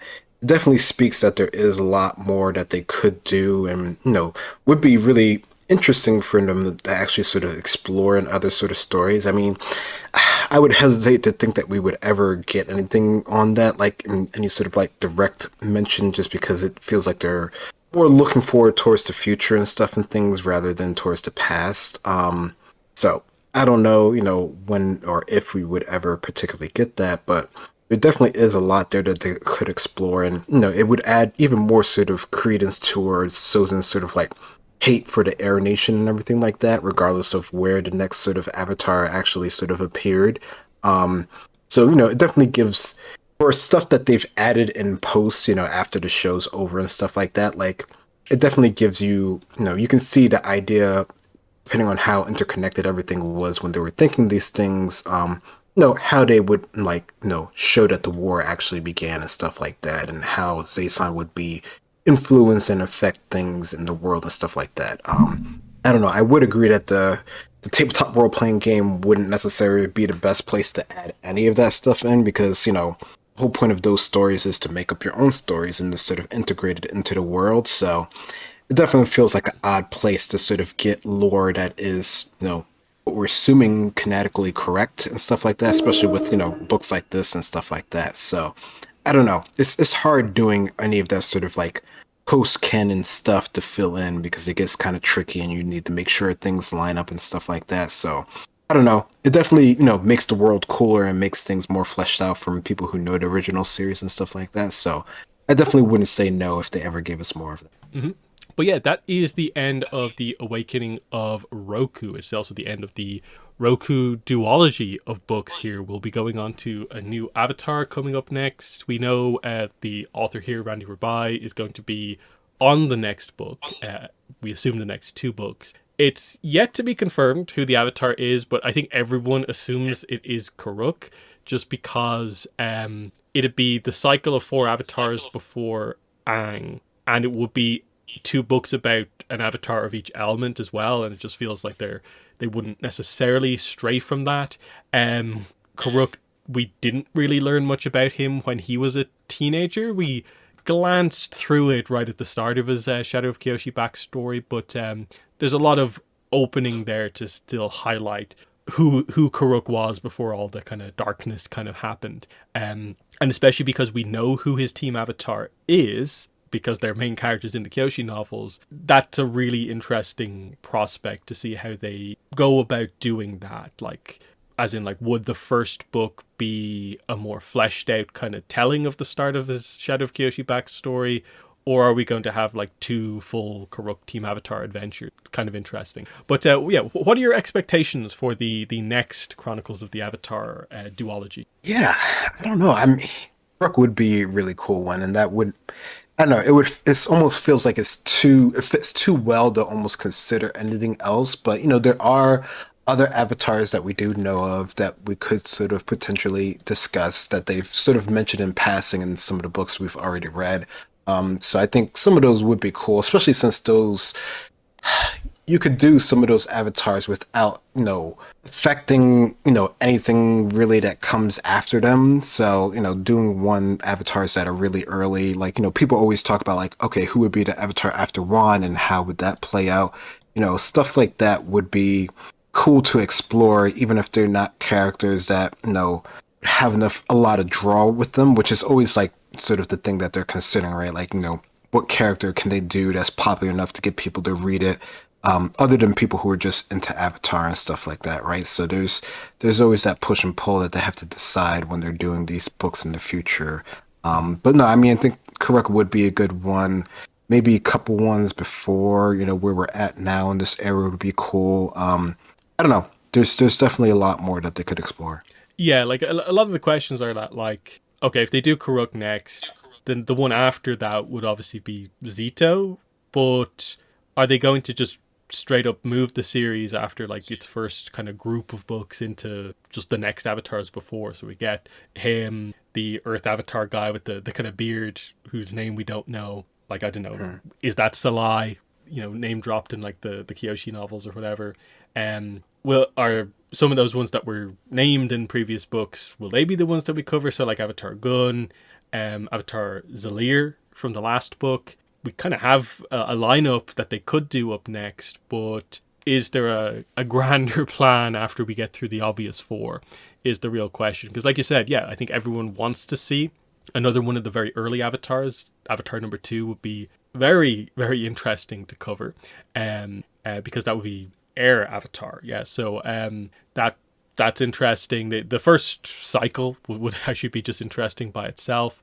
But they also could do a thing where they could really go through the franchise and pick points in history rather than like avatars in order, to kind of hit beats like that. If you want, like if we ever want to get the origin of the Southern Water Tribe story, what avatar was active while that happened? Formation of Bossing Say, when the walls went up, who was the avatar during that event?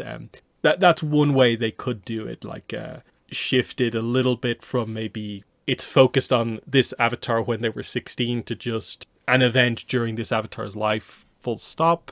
There's a lot they can do. A lot also depends on what the overall plan is for various series as we go forward, and that, like, after Seven Havens, the Red Thunder series or whatever it is that like about an avatar as such, or is that a side story style thing? What era is that set in? We don't really know what the Avatar Studios kind of scope of storytelling is outside of the very obvious two projects we have kind of coming out next. So this series will be interesting, but I think more so like whatever Chronicles of the Avatar book 9 is versus I think the obvious Kurok up next. But yeah, we'll wrap up Roku here, the both Roku novels. The general I think reception over the last probably 2 years has probably been that these probably end up being maybe considered the weakest of the six. This duology below the Yang Chen and also the Kyoshi one. Though I will say, I think this series is probably forever going to have a hard time ever beating the quality of the Kyoshi novels. Just because, especially the first book, it feels like they made in such a way where, like, I'm not sure we're ever going to get that kind of freedom to do as much as they did in that book as they do going forward, just because of like page count, and it was like pre-Avatar Studios and stuff like that. My thoughts are that I think all six books are still very good. I don't have like a giant gulfing kind of class between kind of any of them. This one is unique because we sort of know Roku a lot better than kind of Kyoshi or Yang Chen, like going into the books, and it feels different because it has that kind of familiarity of like, oh, this is Gyatso and we know him from this way, but we don't really know him when he's younger. Having to give the backstory for the guy who becomes the overall villain of the piece is really, really interesting. And I think that's one of the things that really helps this book, is that the clear intent, I think, start to finish, was that, okay, it's about Roku, but it's about Roku and Sozin. That there's a reason, like, they end both books on Sozin, I believe, but like they also almost like start both books on kind of Sozin as well. So like he's just as important here. And that's interesting by itself in the sense that Roku's maybe not overall the most interesting avatar because he's a quite normal character, just in the sense that he has like a very normal pathway to being the avatar. But that's interesting because we're so used to how different Yang Chen and Kyoshi were. So sure, like I definitely want Kurok to obviously feel different to Roku, and he definitely will. But I really like that we had this chance to see what Roku's like on a sort of day-to-day, scene-to-scene basis, and how kind of normal and kind of relatable he is, even though he is a noble. But what are some of your overall thoughts on the Roku duology now that we're here at the end? Yeah, no, I definitely get the idea that this, from the perspective of a lot of people, this wouldn't be particularly as strong. I don't know, I think it does better for fleshing out sort of the history and sort of the circumstances that Roku and Sozin and sort of the war sort of beginning sort of, involves more so than sort of Roku as a character and as an avatar. Because, yeah, like you said, he is sort of like almost-ish sort of the traditional sort of like rise to becoming an avatar, right? Like he had that sort of, at least from what we understand, sort of like the typical sort of progression. But the fact that he was sort of so close to Sozin, who was the world leader, who we know does sort of like change the course of history in this world, does make it a lot more sort of interesting. So no, I can see how people were, a bit sort of like reluctant for this to sort of be a story that they sort of told. But I think for the most part, they worked it out pretty well, giving, sort of like equal-ish sort of credence to both of the characters, Roku and Sozin, here throughout the course of the books here. So that definitely does make it a bit more sort of, interesting than if we were to just get sort of like, Roku on different stories and different interesting and stuff like that, which, I don't know, I'm sure like all the avatars have gone through, you could think of many stories where they've done interesting things throughout the course of them being sort of the avatar, right? Like that's sort of a given for these type of characters. That's why we're so interested in what they're doing and what stories people make up for them, right? So like there's a reason behind that. But yeah, I guess in terms of like the ones that we have so far, yeah, I suppose it would be sort of put a little bit down below, but I don't think it's necessarily like a bad story in that regard or anything like that, other than maybe it being shorter than all the other ones. Yeah, the other thing I alluded to it earlier on in one of the previous chapters is this is going to be the duology most heavily restricted by like previously established material. Yeah. Because Avatar and the Fire Lord is definitely like not written with them particularly aware of like the full details of what happens between those giant eras of the characters kind of meeting each. And you could tell that was a bit of a, I think, challenge in the writing of this. to deal with, like I mainly alluded to the idea that like, and then they don't see each other for like 10 years, yet it's Yeah. the most important character dynamic of the book. And I think they did a really good job with that overall, given that you're not going to have too many more kind of things as restrictive, like pillars that you have to kind of like write around as the setup for this one. Whereas like with Kyoshi, for the most part, it's like, okay, well, we'll explain the 230 years old, but that's a very fun, creative thing that you can do. People actually really love Lauga and want him to come back, and there's lots of openings that you have with that one, whereas this one's a lot more restrictive, and you have to be careful about how much of a kind of seed towards the end villain do we give to Sozin. How do we present Roku as, you know, caring for his friend without being like an idiot who doesn't see what will happen in the future? And I think they did the best that they could in that regard. And there are like great scenes, like I think in both books as well.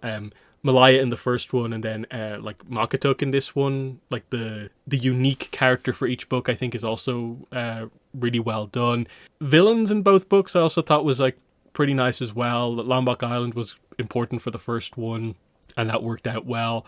Otka I think has lots of potential, but I, especially now that I've seen the Barnes & Noble exclusive edition, and like the potential for what like an original draft of this kind of had or could have been, I think they maybe cut out a bit too much of the depth around Akka. The core of what's left is still, I think, pretty good. I think you like and understand what they're doing, but I wanted to feel a little bit stronger, I think, overall about Akka. Though I will say I kind of end up feeling kind of similar to Chai Si from the end of the Yang Chen novels, where they also, I think, did a similar thing where like she could have used an extra layer of backstory that they didn't quite give, and it's left a little vague overall.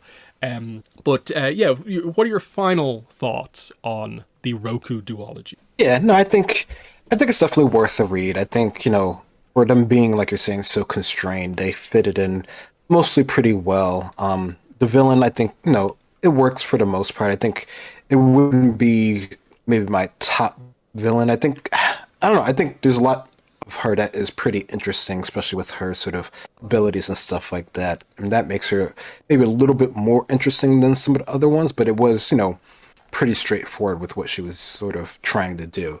But no, I think, they're definitely cool stories. They definitely add a good bit to the lore and to the understanding of the characters and their history. So it's definitely something that's worth reading. Mm-hmm. So yeah, that is our review for Awakening of Roku finished. In terms of future podcasts, of course, we have publishing stuff like from back at the start of the podcast that we talked about. That all starts in May. Comic Giveaway Day, Free Comic Book Day is May 2nd. We'll get the Roku story from Masters of the Elements there. Just a few days after that is Kyoshi Warriors issue 1. So we'll definitely try to have a podcast to probably discuss those. We'll be end up probably discussing both of those new things at the same time. And then, yeah, we have monthly issues for 3 issues for Kyoshi Warriors, and that more or less will get us to July, when there's a lot more content. So the next podcast probably will be more in or around kind of like Free Comic Book Day ish, probably the week afterwards, and we'll talk about that sort of stuff, and we'll see where it goes from there. I think a lot is just on, whenever Avatar Studios finally decides to, or Paramount, I suppose, decides to drop news about the movie, we'll cover that as well. We're just waiting like everyone else is. But yeah, that has been episode 303 of the Avatar Online podcast. It's been myself and Greg. Thanks for listening, and bye. Bye bye.